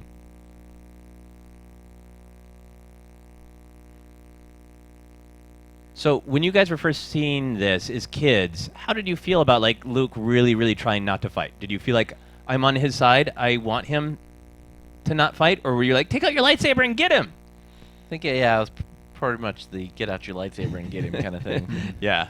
Because, yeah, I think right now, too, is why maybe I think the Empire lightsaber duel is a little bit better because there's not a big scene where Luke is just hiding. Yeah. Great delivery on James Earl Jones on your sister.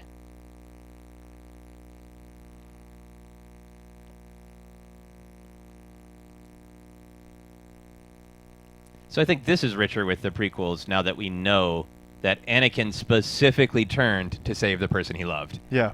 And having been through that experience himself, he knows this will turn him.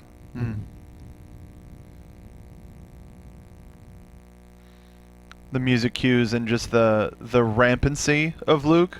Yeah. Yeah, I like this. These big, wild, angry strokes. You know. And the lighting and just the making the lightsabers do the talking. Yeah, and I think there have been maybe some tiny uses of like voices or choral music, but it has power that we haven't heard that much in the original trilogy, the voices. And and the mirror shots of the Empire duel right there of hitting and getting the railing.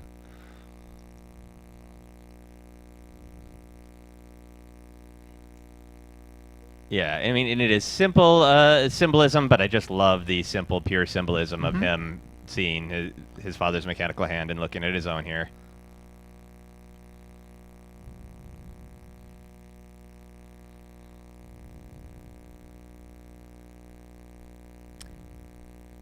That little bit of spit on Luke's lip has always been there. That was not added in special edition, just in case you're wondering. Yeah, this shot is amazing, and I think Hamill does a great job. Crap. Just that realization.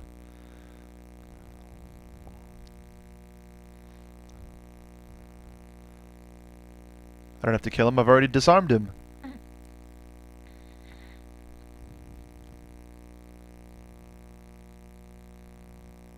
I love the little head nod at his father, who's over there.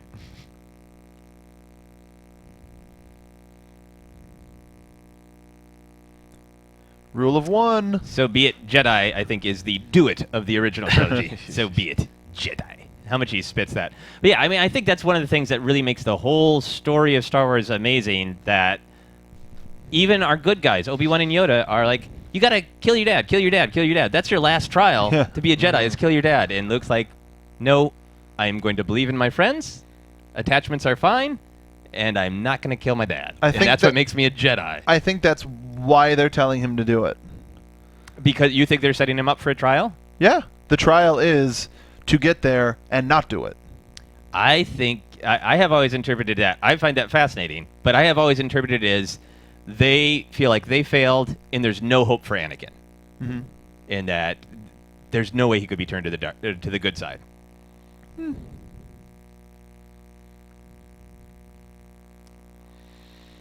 And I still have always loved that the costume change with Luke. Oh, of the losing the part of his costume falling apart? Of the revealing of that he was the light inside all along. Ah, yeah. So good. Nice. So, go ahead. Well, because it speaks to what you said earlier with him and Jabba being dressed all in black. Like, oh, is he? That's kind of dark-sidey, bro. Yeah, and even adding more darkness with the glove, and then going back to a little bit of lightness. And then just nope. So how do you choose to interpret the Force lightning? Is it that Luke was just unprepared to defend himself, or is it that Obi-Wan or Yoda or no holocron ever warned him that Sith could do this? I think he was never told. Yeah, that would be.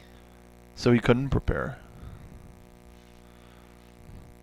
Do you think he would have turned if he found out that you could spew lightning from your fingers?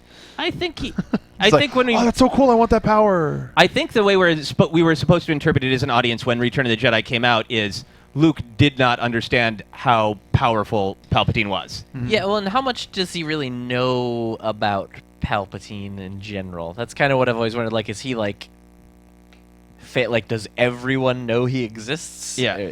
Like, is he? Did he just say Vader? The nose have been added, yeah, right? Yeah, they have. Yeah, they're not too bad. I don't think they're needed. No, definitely not. But they're not as horrific as I had thought.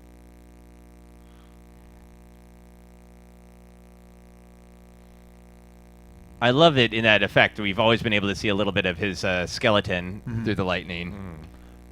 Another confirmation that, he is human. Yeah.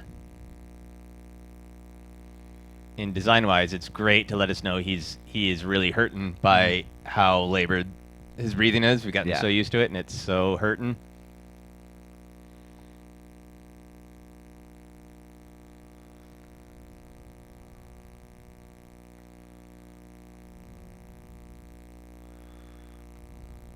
And flying through this part of the Death Star is yet another thing that I've done a lot in video games that is always challenging, no matter which version of the video game it is. Yeah.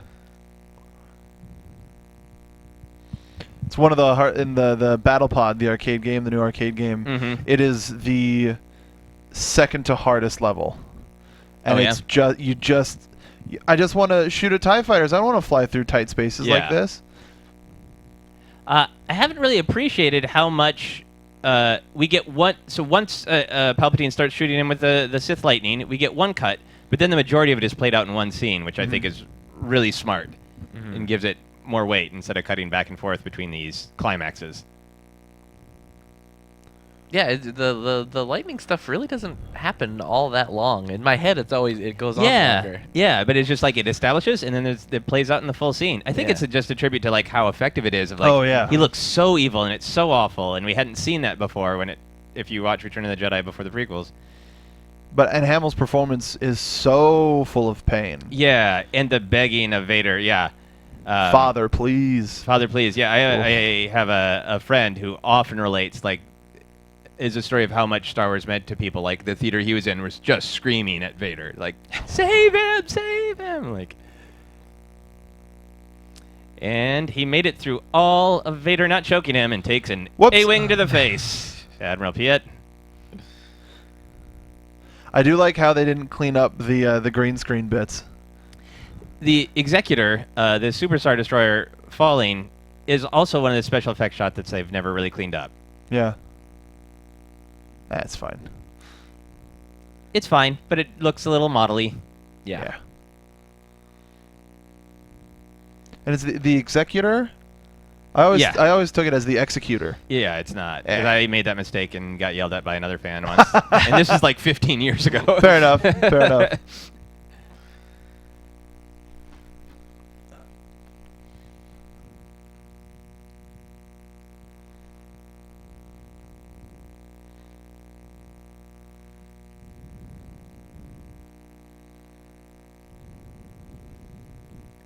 So have you guys always accepted that, or has it always felt like, why is Vader totally dying from what he's gone through?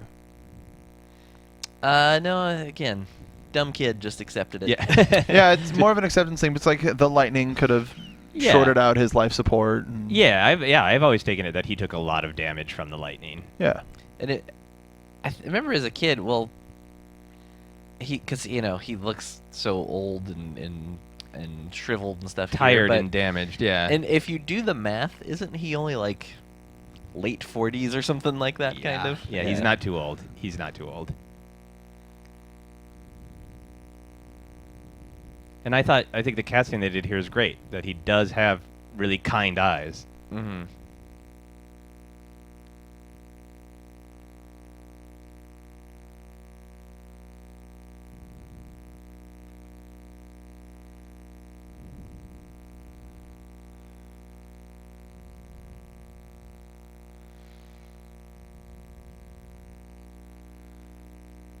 And I love his last line here.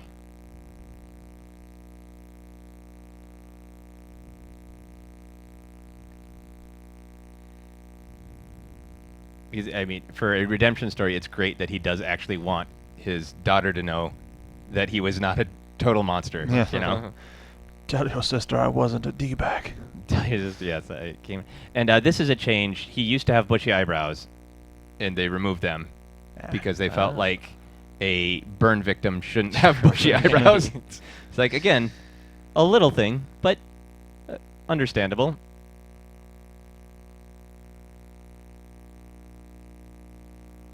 Yeah, the really subtle, sad Imperial theme there is great.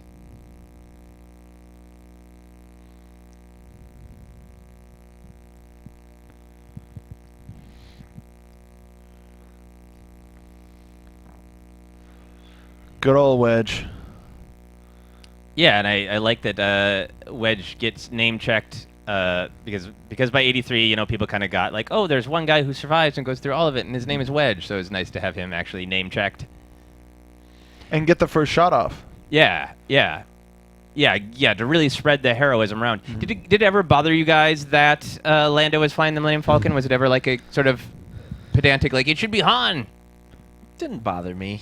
No, I mean it was his ship at one point, so it's like it's kind of like having a nice conversation with an ex or something. Yeah, I feel like yeah, the end of a big story like this, you want to give all your heroes a chance to do something cool. So it's great that they found something cool for him to do, and the sort of multiple climaxes work well in Return of the Jedi. So you can see how Lucas got the hubris of having. Let's go with 4 next time. Yeah, even more climax scenes in Phantom Menace.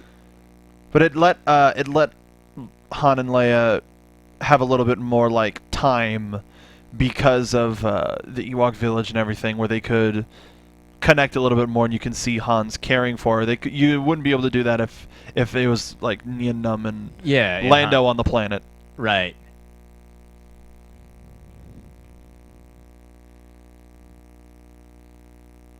I think Harrison Ford's take on this is great. Oh. He wants to be a jerk about it, but he's just going to let it go.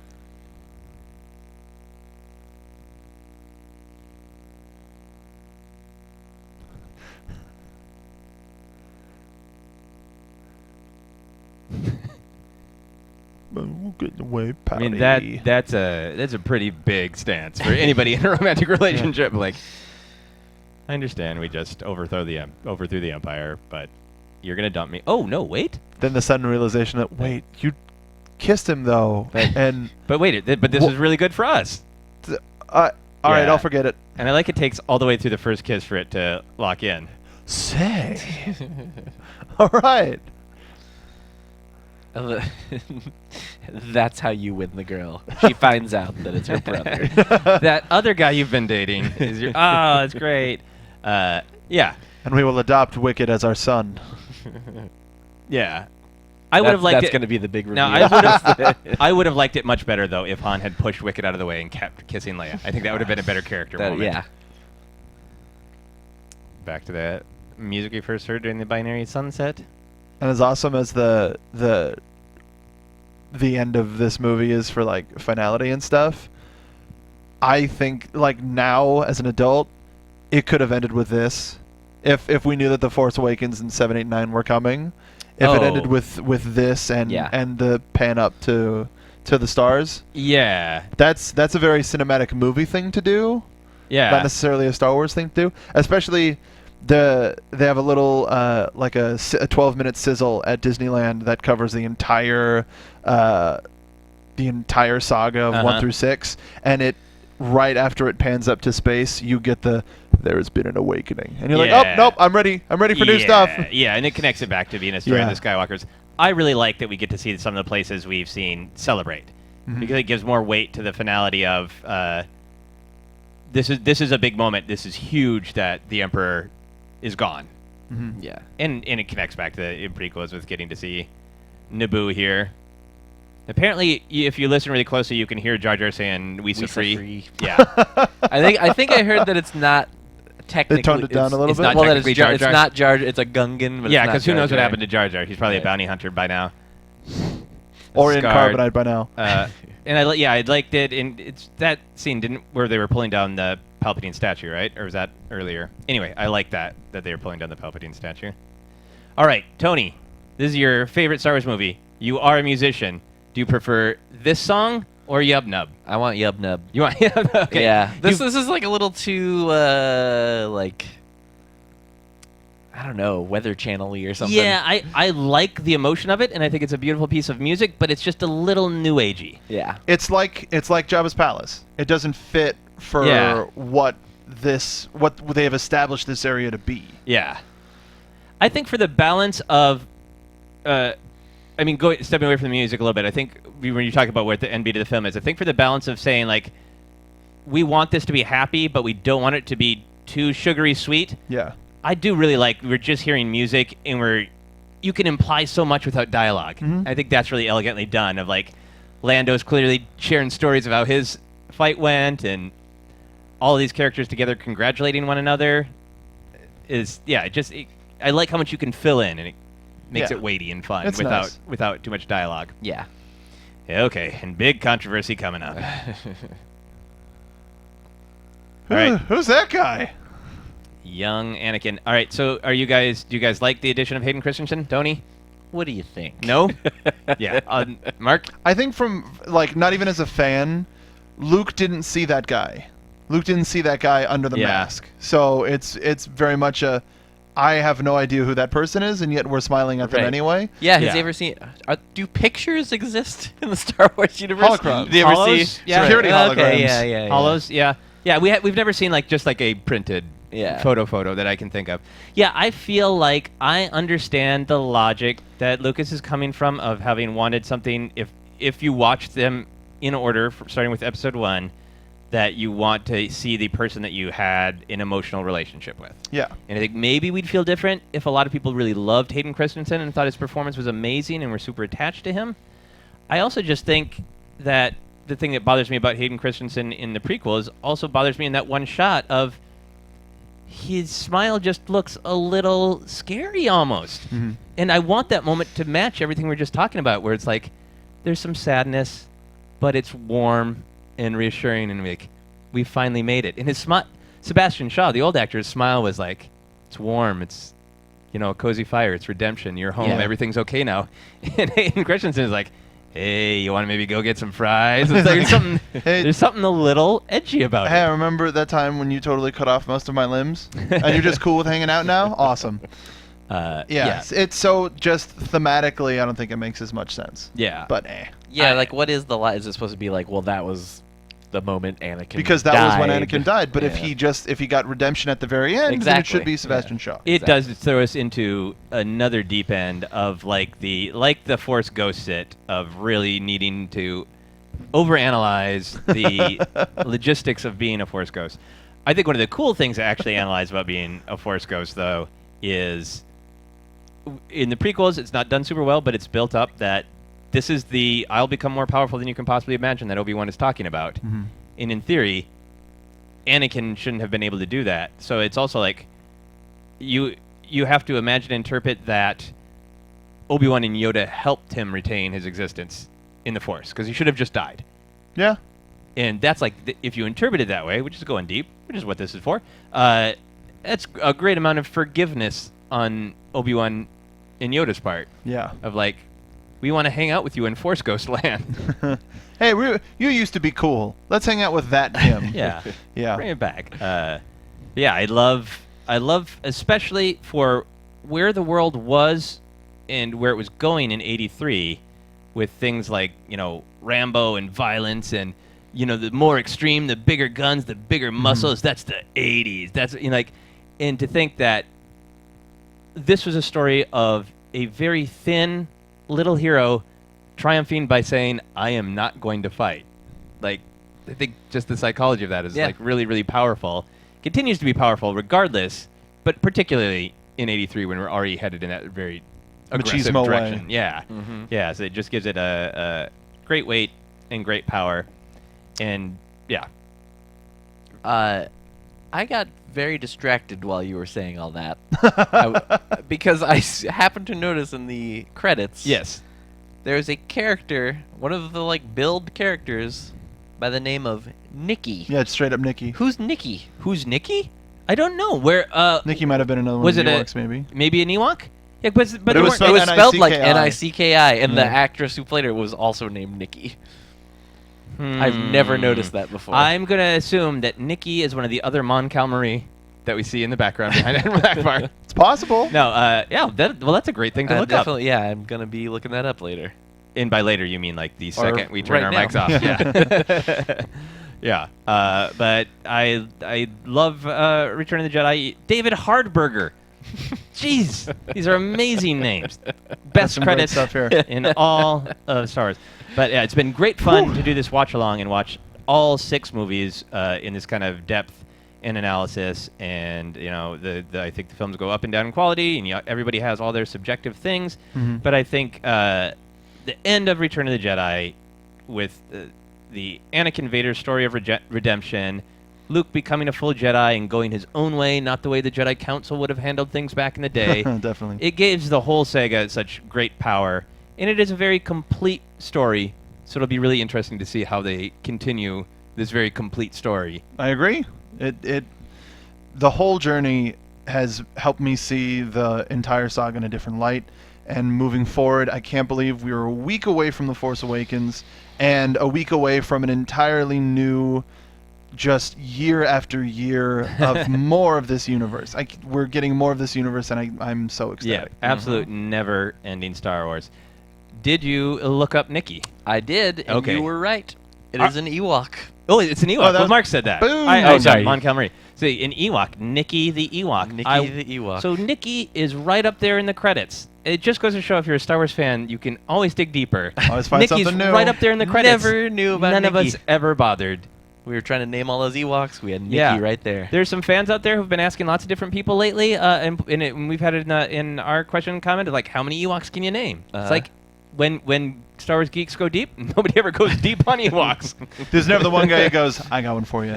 Nikki. Nikki the You're Ewok. making that up. I don't believe you. That's just they just didn't, like I said, the actress was named Nikki, so they just like, you're Nikki. Cool, You're just Nikki. Nikki. Yeah. This is Tebow. This is Paplu. And then Nikki. It is the space slug of Return of the Jedi. That you don't need a name.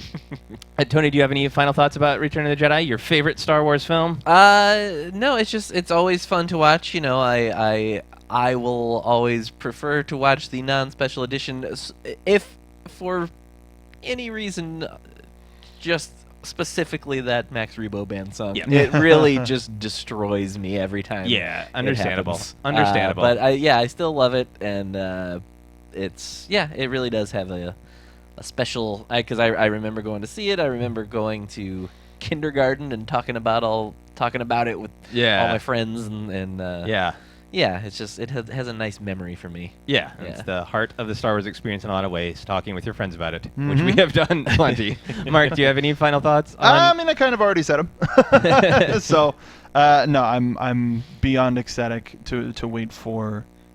We don't have much longer to wait for The Force Awakens, and to go through everything as we have with such a closely held microscope, just makes me even more excited to see where we go from here. Great. Well, thank you guys so much for joining us with all of these watch-alongs. Look for our fan favorite character, Nikki, to see if she appears in The Force Awakens. Thank you guys so much. Many Bothans died to bring us these watch-alongs.